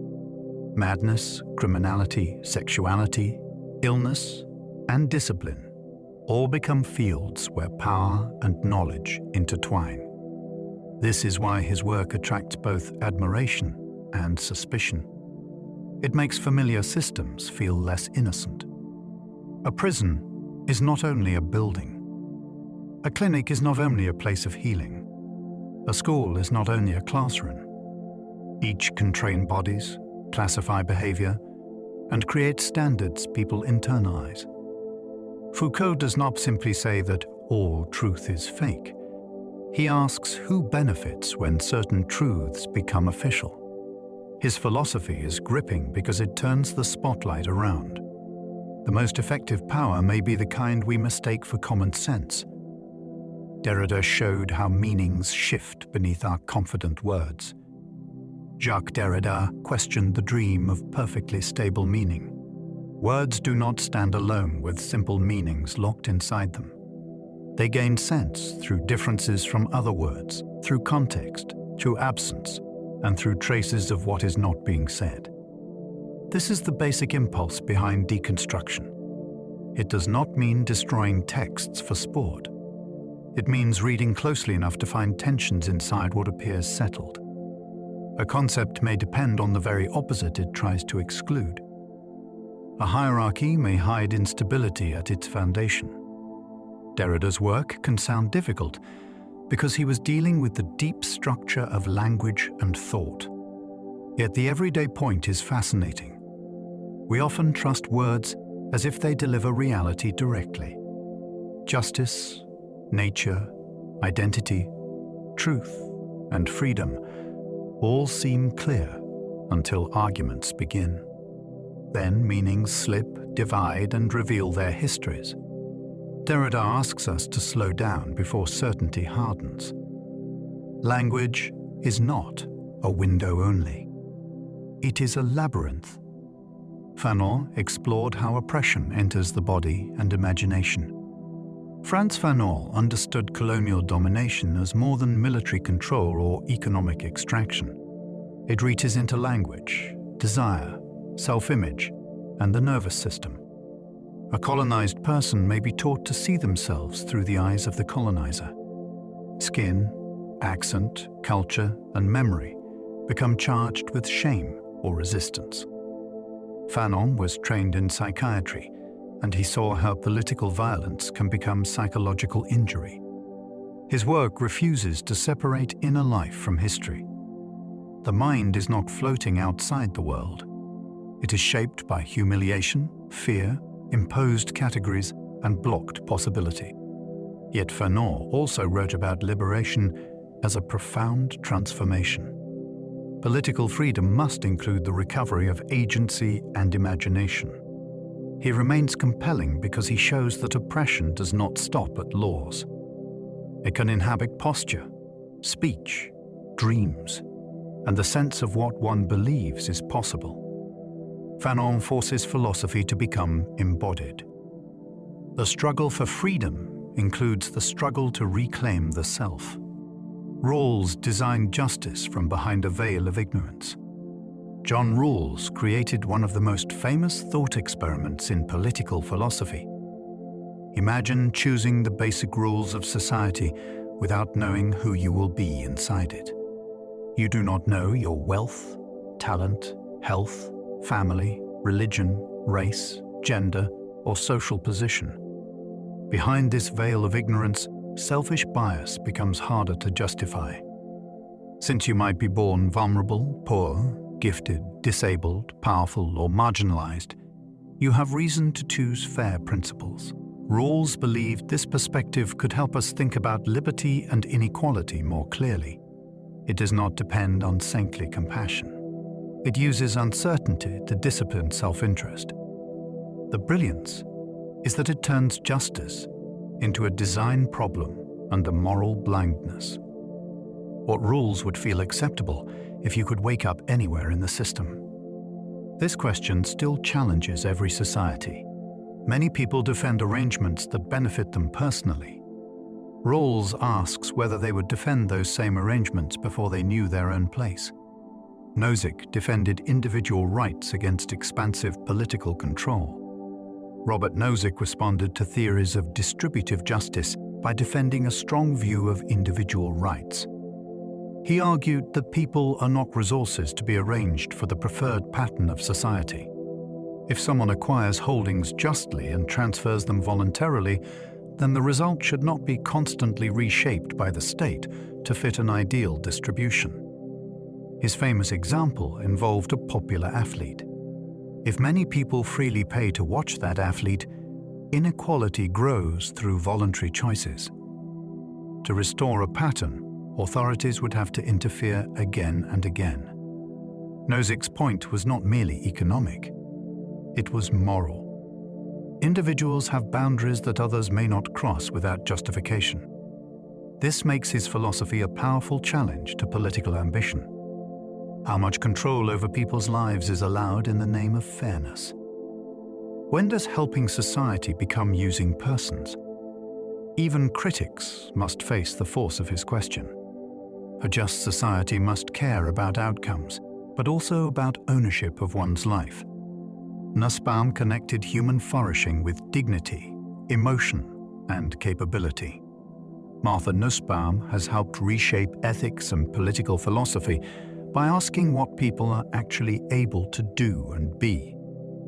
A society cannot be judged only by wealth, law, or national power. It must be judged by whether human beings have real opportunities for a life worthy of dignity. Her capabilities approach includes bodily health, practical reason, emotional development, affiliation, imagination, play, and control over one's environment. This shifts attention from abstract equality to lived possibility. Two people may have the same formal rights while facing very different barriers. Nussbaum also takes emotions seriously as intelligent responses to what we value. grief, compassion, anger, and love can reveal judgments about the world. They are not merely irrational storms to be dismissed. Her work is fascinating because it restores the whole person to philosophy. Humans are vulnerable, embodied, imaginative, social, and mortal. Justice must answer to that richness. A decent society should not merely keep people alive. It should help them flourish. Singer pushed ethics outward to animals and distant strangers. Peter Singer is known for taking moral consistency further than many people find comfortable. He asks why distance should weaken obligation. If we can prevent serious suffering without sacrificing something comparable, why does it matter whether the person in need is nearby or far away? This argument challenges the way most people spend, give, and ignore. Singer also transformed debates about animals by focusing on suffering rather than species membership. If a being can feel pain, that pain matters morally. The question is not whether it speaks our language or looks like us. The question is whether it can suffer. These ideas have influenced effective altruism, animal ethics, and global poverty debates. They can also provoke strong resistance because they reach into ordinary habits. Food, money, comfort, and convenience become ethical territory. Singer's philosophy is powerful because it does not let compassion remain vague. It asks what follows if we truly mean that suffering matters wherever it occurs. Arendt distinguished loneliness from solitude with startling moral clarity. Hannah Arendt made a subtle distinction that feels increasingly urgent. Solitude is being with oneself. Loneliness is being deserted by oneself and others. In solitude, a person can think, remember, judge, and hold inner conversation. In loneliness, the link to a shared world weakens, and the self can become more vulnerable to ideological capture. This matters politically as well as personally. People who feel isolated may become desperate for belonging, certainty, and movements that explain everything. Arendt saw that mass society could produce individuals who are crowded together yet inwardly abandoned. Her insight is haunting in the age of constant connection. A person can be surrounded by voices and still lack genuine company. Solitude can strengthen conscience because it allows the mind to meet itself. Loneliness can erode judgment because it hungers for any structure that promises meaning. Arendt teaches that inner life is not a private luxury. It may be one of the defenses of civilization. Logic began as a tool for detecting hidden confusion. Logic can sound dry until we remember what it is protecting us from. Human beings are brilliant at fooling themselves. We confuse popularity with truth. We mistake sequence for cause. We attack a person instead of an argument. We accept conclusions because they flatter our tribe. Ancient philosophers began formalizing logic because thought needed discipline. Aristotle studied syllogisms, categories, contradiction, and valid inference. Later traditions in India, China, the Islamic world, and Europe developed their own tools for careful reasoning. The goal was not to turn people into machines. It was to make thinking less vulnerable to trickery. A valid argument can still begin from false premises. A persuasive speech can still hide a rotten structure. Logic teaches the listener to hear the bones beneath the words. That skill is more important than ever. Every advertisement, rumor, ideology, and online argument asks for our belief. Logic whispers a necessary warning. Slow down. The conclusion may not follow. Ethics asks what remains right when no one is watching. Ethics begins where mere reputation ends. Many people behave well when praise, punishment, or social approval is at stake. The deeper question is what a person owes to others when advantage tempts them and witnesses are absent. Philosophers have approached this from many angles. Some focus on consequences. Some focus on duties. Some focus on character. Some focus on care, relationship, or sacred command. Yet the central pressure remains human and immediate. Should you tell the truth when lying would help you? Should you keep a promise when breaking it would be convenient? Should you protect someone who cannot repay you? Ethics is fascinating because it exposes the hidden structure of the self. We discover what we worship by seeing what we will betray. It also shows that moral life is not only about grand crises. It is built from small decisions that train the heart. When no one is watching, the soul is still being shaped. Metaphysics investigates what must be true before anything appears. Metaphysics asks the questions beneath all other questions. What is reality made of? Do objects endure through change? Is time an actual feature of the universe or a structure of experience? Are possibilities real in some sense, or only words about what might happen? Does the self persist, or is it a bundle of changing events? These questions may seem abstract, yet every worldview secretly answers them. Science assumes that nature has order. Religion often assumes that visible reality depends on an unseen source. Everyday life assumes that people, places, and causes continue long enough to matter. Metaphysics examines those assumptions before they harden into habit. It is the basement level of thought. Few people visit it willingly, but the whole building rests upon it. Some people find it dizzying because it removes the floor beneath ordinary certainty. That is exactly its power. It does not ask what appears on the stage. It asks what the stage is. Epistemology studies why belief is not the same as knowledge.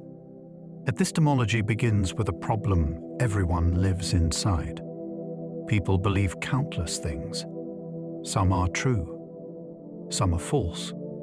Some are lucky guesses. What turns a belief into knowledge? The question becomes stranger the longer we sit with it. A person may hold a true belief for bad reasons. Another may have strong evidence and still be wrong. Memory can distort. Perception can mislead. Testimony can be trusted or manipulated. Even experts disagree. Philosophers ask what justification is, how certainty differs from confidence, and whether skepticism can be answered. This is not only academic. Every conspiracy, rumor, tradition, scientific claim, spiritual teaching, and personal suspicion enters this territory. How do we know what we think we know? Epistemology teaches intellectual self-defense. It asks us to examine sources, methods, assumptions, and the limits of the mind. In an age where information moves faster than reflection, this branch of philosophy may be one of the most practical tools we have. Aesthetics asks why beauty can feel like a revelation. A beautiful song, face, temple, landscape, or film can stop ordinary thought for a moment. Nothing obvious has been proved. No argument has been made. Yet something in us recognizes significance. Aesthetics studies this strange power. Is beauty a property of things, a response in the mind, or a meeting point between both? Plato thought beauty could lift the soul toward higher reality. Kant believed the experience of beauty involves a special kind of free harmony in our faculties. Others have connected beauty with proportion, surprise, desire, culture, or spiritual longing. The mystery is that beauty often feels useless and necessary at the same time. People cross oceans for it. They preserve ancient ruins because of it. They build museums, sing laments, and decorate graves. Beauty can console grief without explaining it. It can also expose emptiness in a life built only on utility. Aesthetics asks why humans need more than survival to feel fully awake. Political philosophy studies how power can become legitimate. Power is easy to recognize when someone commands, punishes, taxes, arrests, or makes laws. The deeper question is why anyone should have that authority at all. Political philosophy asks when rule becomes rightful rather than merely successful. Some traditions look to divine order. Others look to consent, justice, tradition, virtue, security, or the protection of rights. The question becomes urgent because every society asks people to obey decisions they did not personally make. Why should a citizen accept the judgment of a court? Why should the minority follow the majority? Why should a border matter? Political philosophy turns these ordinary arrangements into mysteries. A throne, flag, constitution, or parliament may look solid, but each depends on belief. If enough people withdraw recognition, our changes shape very quickly. This is why the field feels almost dangerous. It studies the invisible glue holding public life together, and it asks what happens when that glue begins to crack. Philosophy of mind confronts the mystery of conscious experience. A brain can be weighed, scanned, dissected, and described through electrical activity.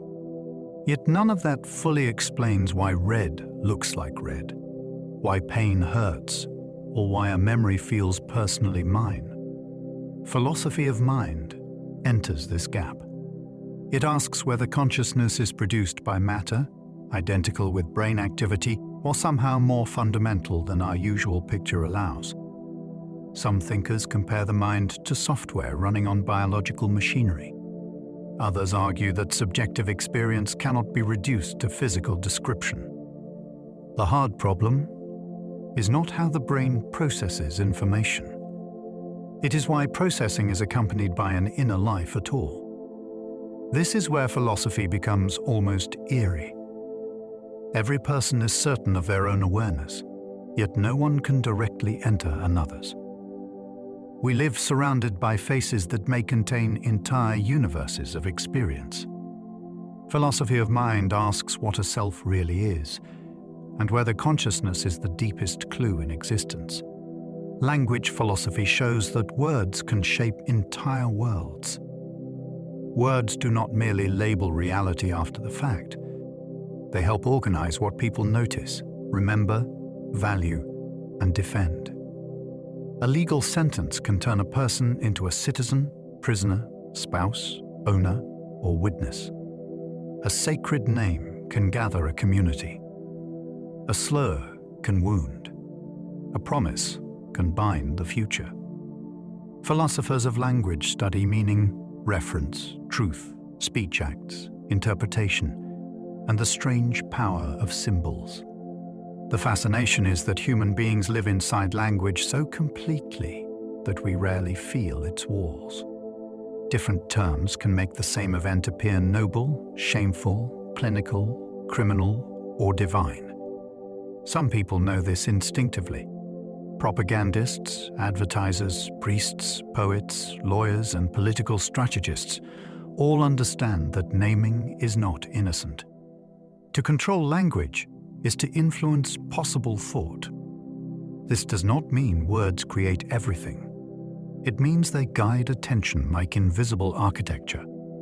Philosophy of language asks who built that architecture and what it prevents us from seeing. Moral luck reveals how chance can disturb our judgments.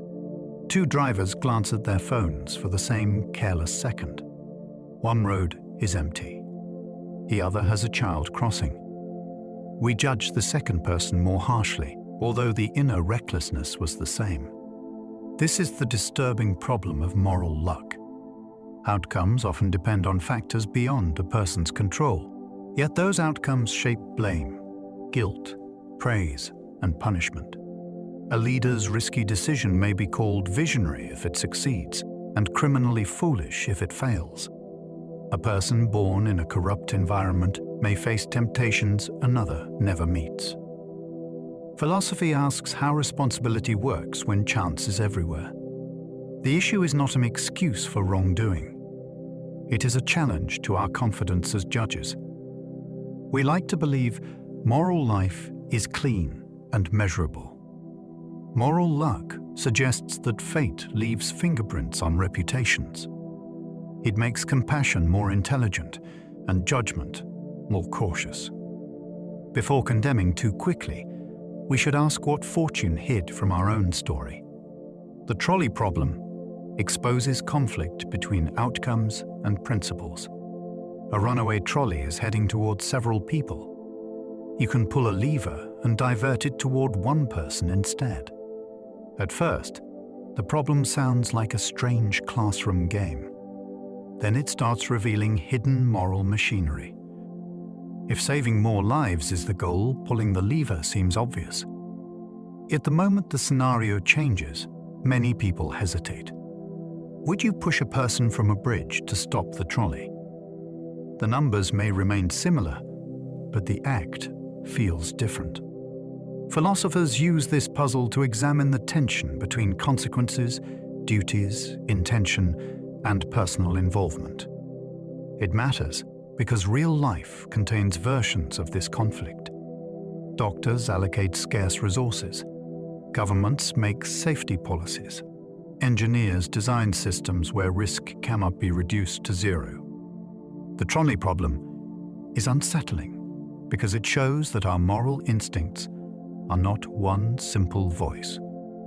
Several principles speak at once, and sometimes they pull in opposite directions. Ethics begins in that pressure. The cave allegory remains a warning about comfortable illusions. Plato's cave describes prisoners who have known only shadows on the wall. They mistake those shadows for reality because they have never seen anything else. Then one prisoner is freed and painfully turns toward the source of light. The story has lasted for centuries because it feels endlessly reusable. Every age has its cave. It may be propaganda, fashion, ideology, entertainment, fear, or the narrow world of one's own assumptions. The haunting part is not only that people can be deceived, it is that deception can become familiar and even comforting. The freed prisoner does not simply gain information. He undergoes a difficult reorientation of the whole soul. When he returns, others may resist him because truth threatens the order they understand. This allegory asks whether awakening is desirable when it costs belonging. It also asks whether we would recognize our own chains. The most dangerous prison may be the one that feels like common sense. Pascal's wager turned uncertainty into a strange spiritual calculation. Blaise Pascal looked at religious belief through the lens of risk. Human reason cannot settle every ultimate question with absolute certainty. Yet life still forces a bet. We must live as if some view of reality is true. Pascal argued that belief in God carries an infinite possible gain, while disbelief risks infinite loss. The wager is famous because it turns faith into a decision under uncertainty. Many critics have challenged it. Which religion is being wagered upon? Can belief be chosen like a coin placed on a table? Would sincere faith arise from calculation? These objections matter, but they do not erase the deeper shock. Pascal understood that neutrality may be impossible in the face of death and eternity. Even avoiding the question becomes a posture toward existence. His wager makes philosophy feel like midnight mathematics of the soul. It asks what we are already gambling with our habits, our loves, and our refusal to decide. Occam's razor advises against multiplying explanations beyond necessity. When several explanations can account for the same facts, the simple one is often preferred. This principle is linked with William of Ockham, and it has become a basic tool in reasoning. It does not say the simplest answer is always true. Reality can be complicated. It says we should avoid adding invisible machinery without need.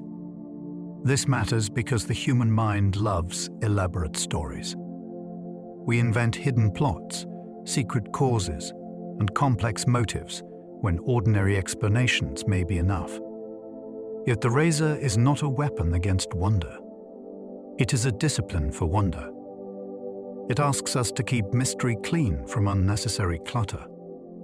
In science, law, medicine, and daily judgment, it helps separate possible from plausible. Some people resist it because complicated explanations can feel more exciting. But excitement is not evidence. The elegance of the principle lies in its humility. Do not make reality carry more assumptions than the evidence requires. The ship of Theseus questions identity through gradual change. Imagine a ship repaired over many years. One plank is replaced, then another, until every original part is gone. Is it still the same ship? Now imagine the discarded planks are gathered and rebuilt elsewhere. Which ship has the true identity? This puzzle feels ancient and strangely personal, because human beings are also changing vessels. Cells are replaced. Beliefs evolve. Memories fade or transform. The child you were is gone in many ways, yet you still say I. Identity seems to require continuity, but not necessarily identical material. The problem reaches into law, relationships, technology, and the self. If a person suffers memory loss, are they the same person? If a mind were copied into a machine, would continuity survive, or merely imitation? The ship puzzle does not hand us a neat answer. It exposes how much ordinary language hides. We speak as if sameness is simple. Philosophy shows that sameness is a deep and unstable mystery. The veil of Maya suggests appearances can conceal deeper truth. In many strands of Indian philosophy, Maya refers to the deceptive or veiling power through which reality appears as separate, fixed, and self-sufficient. This does not always mean the world is fake in a childish sense. It means our ordinary perception may not reveal the ultimate nature of things. We see fragments and treat them as final. We see difference and miss underlying unity. We cling to names and forms as if they were permanent. The idea is fascinating because it turns everyday life into a kind of cosmic misreading. The chair, the body, the ego, the ambition, the insult, and the fear all appear solid in the moment. Then time alters everything. Maya asks whether the mind is hypnotized by surfaces. It also offers a path beyond mere suspicion. Through insight, discipline, and spiritual realization, perception can be purified. The world may remain visible, but its spell over the self begins to weaken. The golden mean teaches virtue as balanced, practical wisdom. Aristotle believed virtue often lies between harmful extremes. Courage stands between cowardice and recklessness. Generosity stands between stinginess and wastefulness. Confidence can become vanity when inflated, but self-erasure becomes another failure. This teaching is not a call to be bland or average. The right balance depends on the person, the moment, the stakes, and the action required. That makes virtue an art of judgment. A soldier, parent, judge, friend, and leader may all need different expressions of the same quality. The golden mean matters because many people mistake intensity for depth. They think more is always better. More honesty can become cruelty. More loyalty can become blindness. More ambition can become self-destruction. Aristotle asks for trained perception. The wise person learns how to feel and act at the right time, toward the right object, for the right reason. This is difficult because life rarely announces the perfect measure. Character learns it through practice.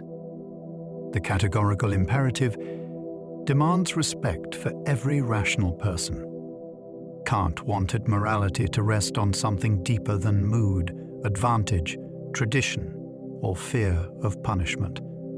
He proposed a test for action. Act only according to a principle that you could will as a universal law. If lying for convenience became universal, trust would collapse.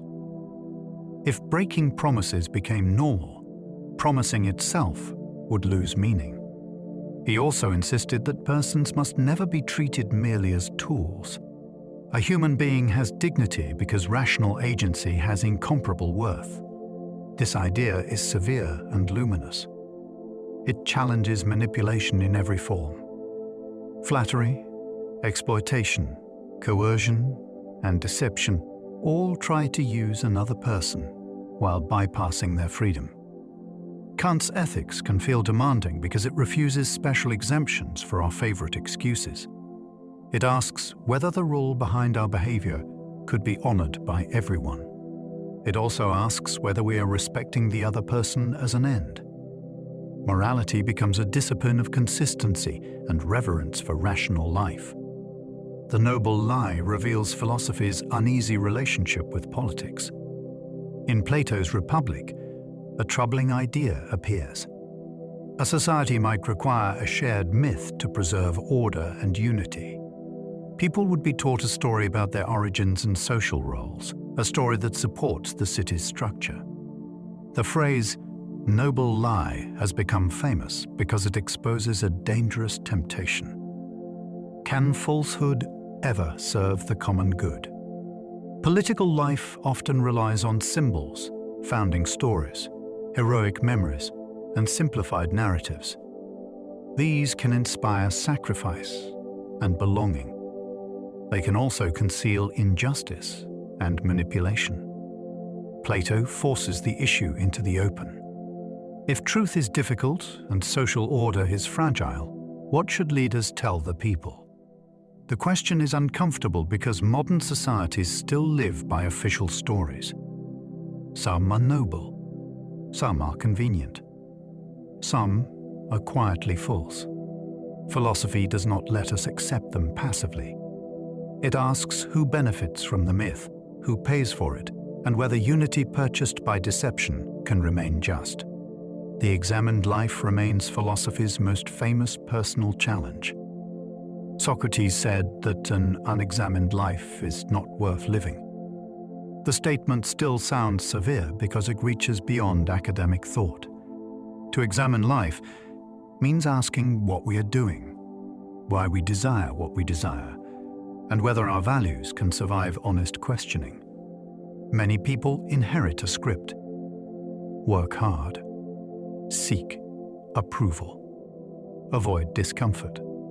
Follow the crowd. Accumulate signs of success. Socrates interrupts the script and asks whether it is true. This kind of examination can be unsettling. It may reveal that a person has confused popularity with goodness, comfort with happiness, or habit with identity. Yet the purpose is not endless self-attack. It is liberation from sleepwalking. A life can be full of activity and still lack direction. Socratic examination creates an inner courtroom where assumptions must testify. The challenge is famous because it cannot be outsourced. No teacher, book, or tradition can examine your life for you. At some point, the questioning must become your own.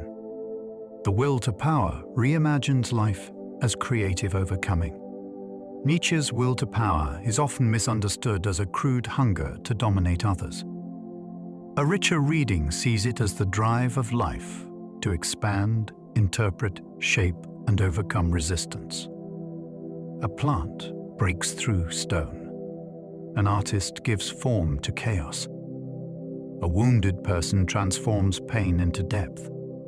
A thinker challenges inherited values and creates a new horizon. The idea is unsettling because it treats life as active force rather than passive survival. Even morality, religion, philosophy, and truth-seeking can be examined as expressions of strength or weakness. What kind of life created this value? Does it arise from abundance, courage, and creativity, or from resentment and fear? Nietzsche turns the question back on the questioner.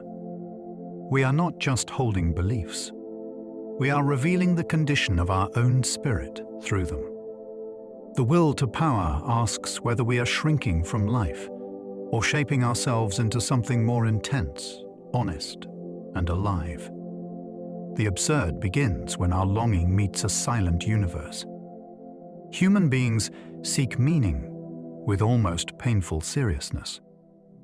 We want our suffering to matter. We want justice to be woven into the structure of things. We want the universe to answer when we ask why.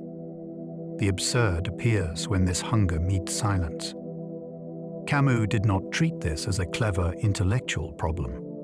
He saw it as a condition of existence.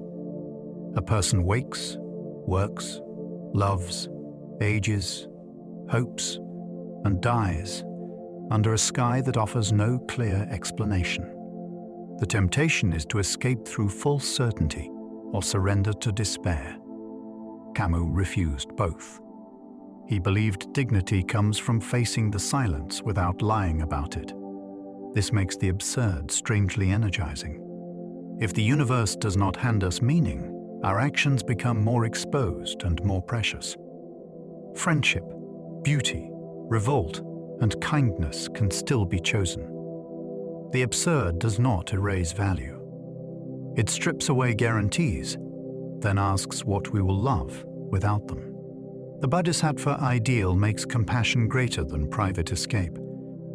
In Mahayana Buddhism, the Bodhisattva is one who seeks awakening not only for personal liberation, but for the benefit of all beings. This is one of the most powerful moral images in world philosophy. The goal is not to vanish alone into peace, while others remain lost in suffering. The awakened heart turns back toward the world. Compassion becomes vast, disciplined, and patient. The Bodhisattva vows to help beings across confusion, fear, craving, and ignorance. This ideal changes the meaning of spiritual progress. A person's insight is incomplete if it hardens into indifference. Wisdom must become service. The image is deeply moving because it refuses selfish enlightenment. It asks whether the highest freedom might include returning to the places where suffering continues. Some people hear this as impossible, yet that is part of its force.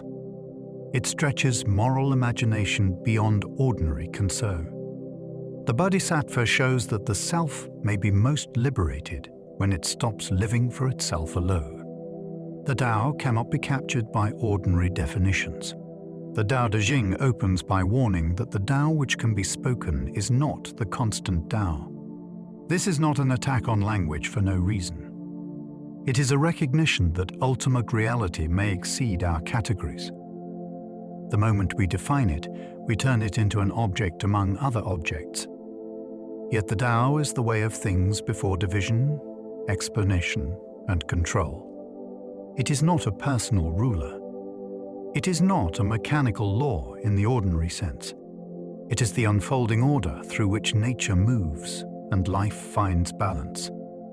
This creates a fascinating tension. The text uses words to point beyond words. It teaches by paradox, reversal, simplicity, and suggestion. The more tightly the mind grasps, the more it misses. This is why Taoist wisdom can feel like a hidden door in plain sight. It does not ask us to conquer the mystery. It asks us to stop reducing it. The middle way avoids both indulgence and harsh self-denial. The Buddha's path is often described as a middle way because it rejects two extremes. One extreme is chasing pleasure, as if satisfaction can be secured through endless gratification. The other is punishing the body, as if pain itself guarantees wisdom. According to tradition, the Buddha knew both comfort and severe ascetic practice. Neither brought final liberation. The path he taught involved ethical conduct, mental discipline, and insight. This balance matters because human beings often swing between excess and repression. We overconsume, then despise ourselves. we renounce, then become proud of renunciation. The middle way is not weak compromise. It is a precise refusal to be ruled by craving or aversion. It seeks freedom through understanding how suffering arises. This makes it practical for ordinary life. Food, work, speech, ambition, and spiritual practice all require measure. The teaching says that wisdom does not need drama to be deep. Sometimes the most radical path is clear, steady, and sane. Negative theology says ultimate reality may exceed all descriptions. Some mystical traditions approach the divine by refusing to define it directly. Instead of saying what ultimate reality is, they say what it is not. It is not limited. It is not changeable. It is not an object inside the world. It is not captured by any image the mind can form. This approach is called negative theology, and it carries a strange humility. Human language is useful for ordinary things. A chair can be described. A road can be measured. But the source of all being may not fit inside the same verbal net. The more confident the claim, the more suspicious the mystic becomes. Silence may sometimes be more accurate than speech. This does not make thought worthless. It purifies thought from arrogance. Negative theology is fascinating because it turns unknowing into reverence.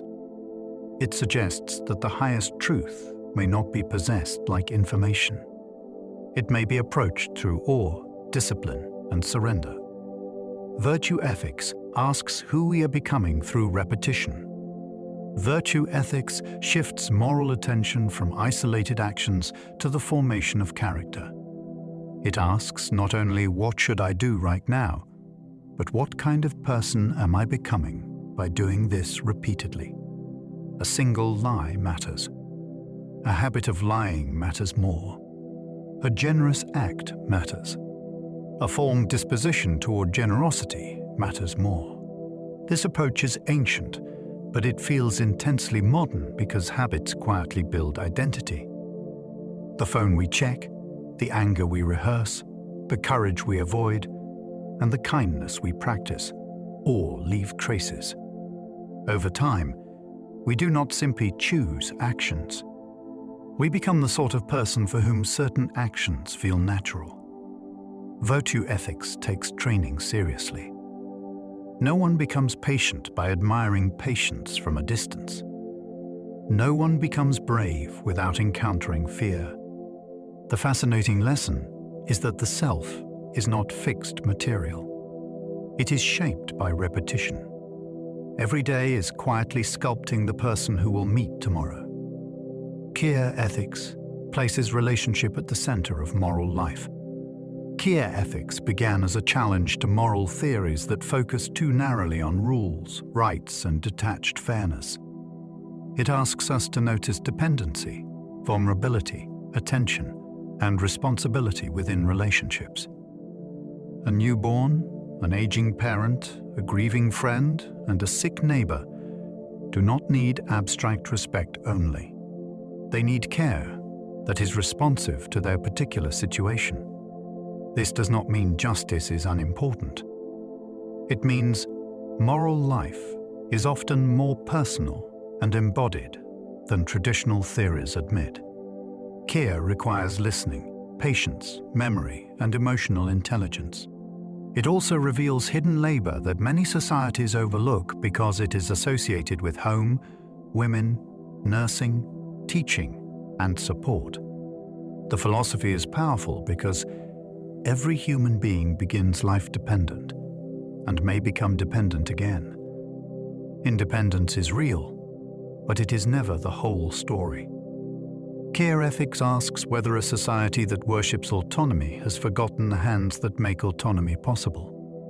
Moral wisdom may begin with noticing who is holding whom. Environmental philosophy questions whether nature has value beyond usefulness. A forest can be priced as timber, land, carbon storage, tourist attraction, or resource reserve. Environmental philosophy asks whether that way of seeing is too small. Does a river have value only when humans use it? Do animals, ecosystems, mountains, and future generations make claims upon us?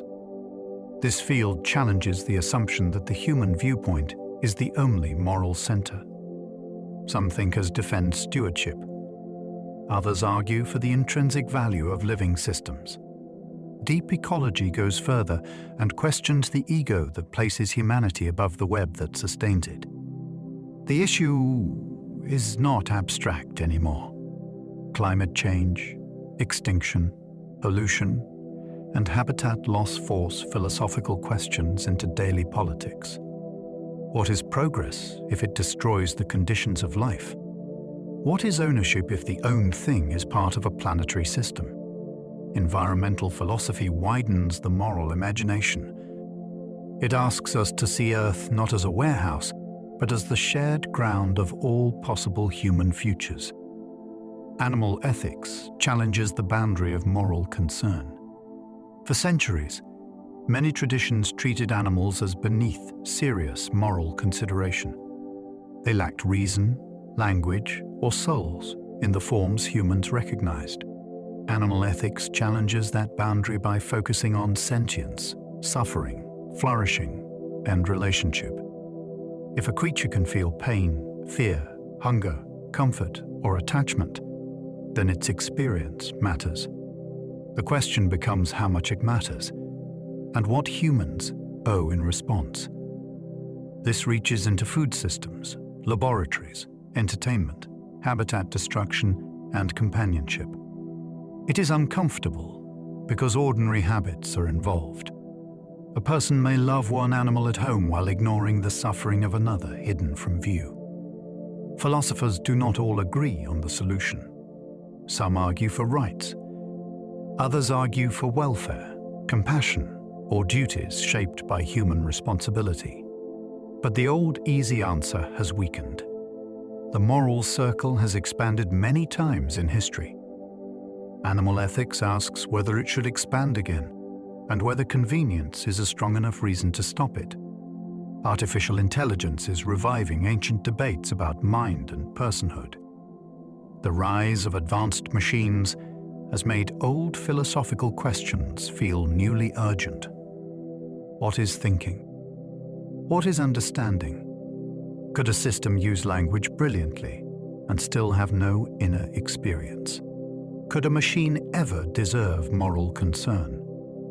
These questions are not only technical, they reach back to ancient debates about soul, reason, consciousness, and identity.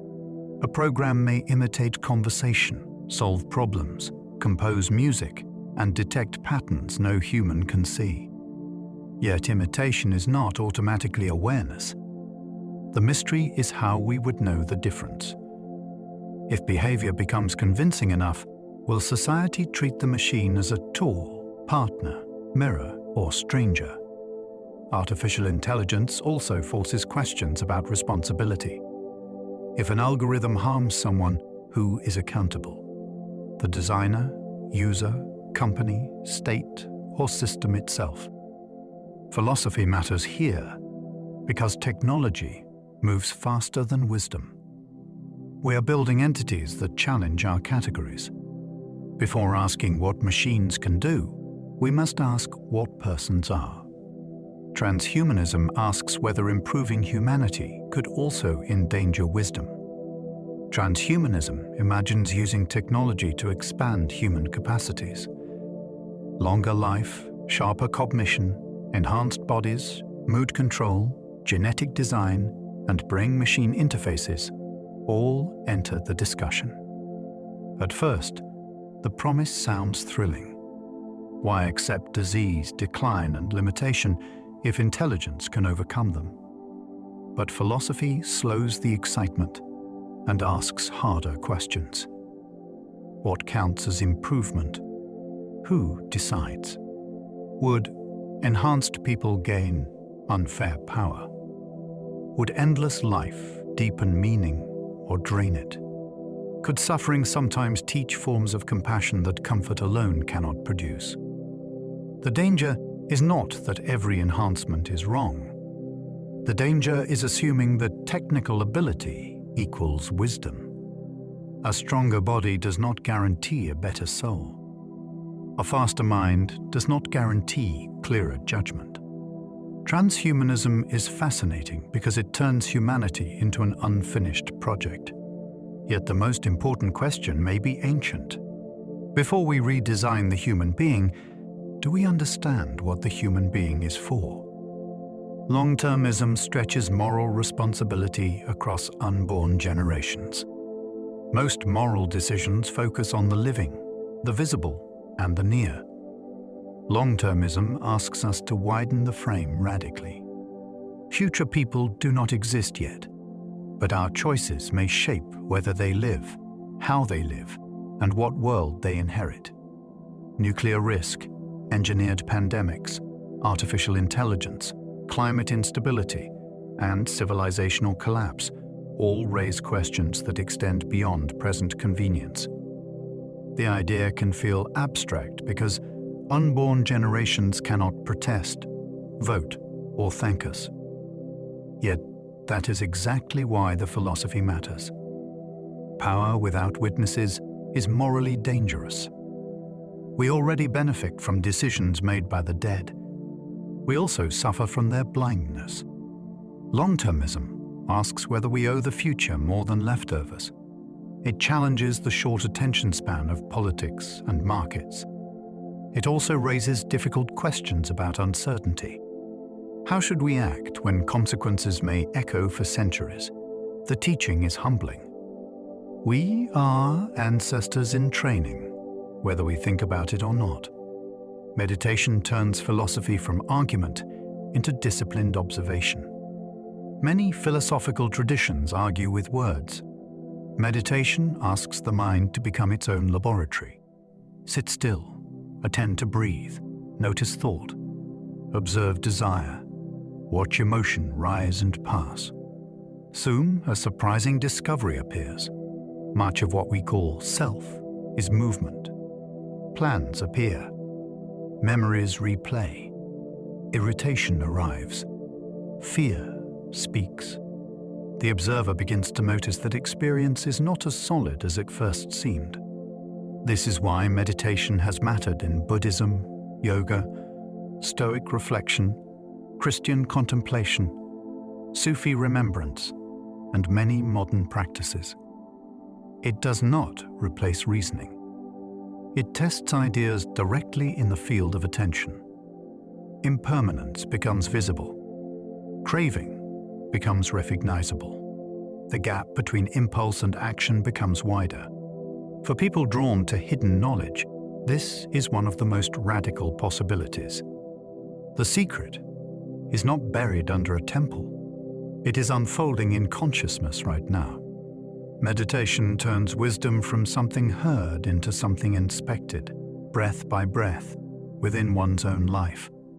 Wisdom begins when knowledge becomes humble enough to guide life.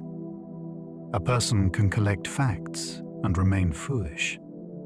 They can win arguments and still live badly. Wisdom is different from information because it knows how to judge, when to speak, what to value, and how little any one mind can finally possess. It is knowledge warmed by experience and disciplined by humility. The wise person does not need to pretend certainty where there is mystery. They do not confuse intelligence with superiority. They have learned that desire can distort perception, fear can disguise itself as caution, and pride can mimic principle. This is why philosophy ends where life begins again. The goal is not to store elegant theories. The goal is to see more clearly, choose more carefully, suffer more honestly, and love with fewer illusions. Wisdom asks us to carry the questions into ordinary moments. How should I act? What is worth wanting? Who am I becoming? When knowledge can help answer those questions without arrogance, it begins to become wisdom. And so, we come to the end of this journey through the great questions of philosophy. We have walked beside Socrates as he turned ignorance into a doorway. We have stood with Plato at the edge of the cave, where shadows begin to loosen their hold. We have listened to the Stoics, the Buddhists, the Daoists, the mystics, and the skeptics, each offering a different map for the same strange country of being human. We have seen that philosophy is not only found in ancient books or distant schools. It lives in every choice we make. It appears when we suffer, when we love, when we doubt, and when we ask what kind of person we are becoming. It reaches from the self to society, from the mind to the stars, from the hidden structure of language to the simple question of how to live well. And perhaps that is the deepest lesson. Wisdom is not a possession. It is a way of walking. If this journey brought you calm, curiosity, or even one useful thought to carry into tomorrow, I invite you to like, subscribe, or leave a reflection below. It helps this channel continue guiding other sleepy souls toward these quiet corners of wonder. And if you are still awake, there should be another video waiting on the screen now, ready to carry you a little further. But for now, there is nothing more you need to solve. Let the questions settle. Let the old philosophers fade into the background like voices beside a dying fire.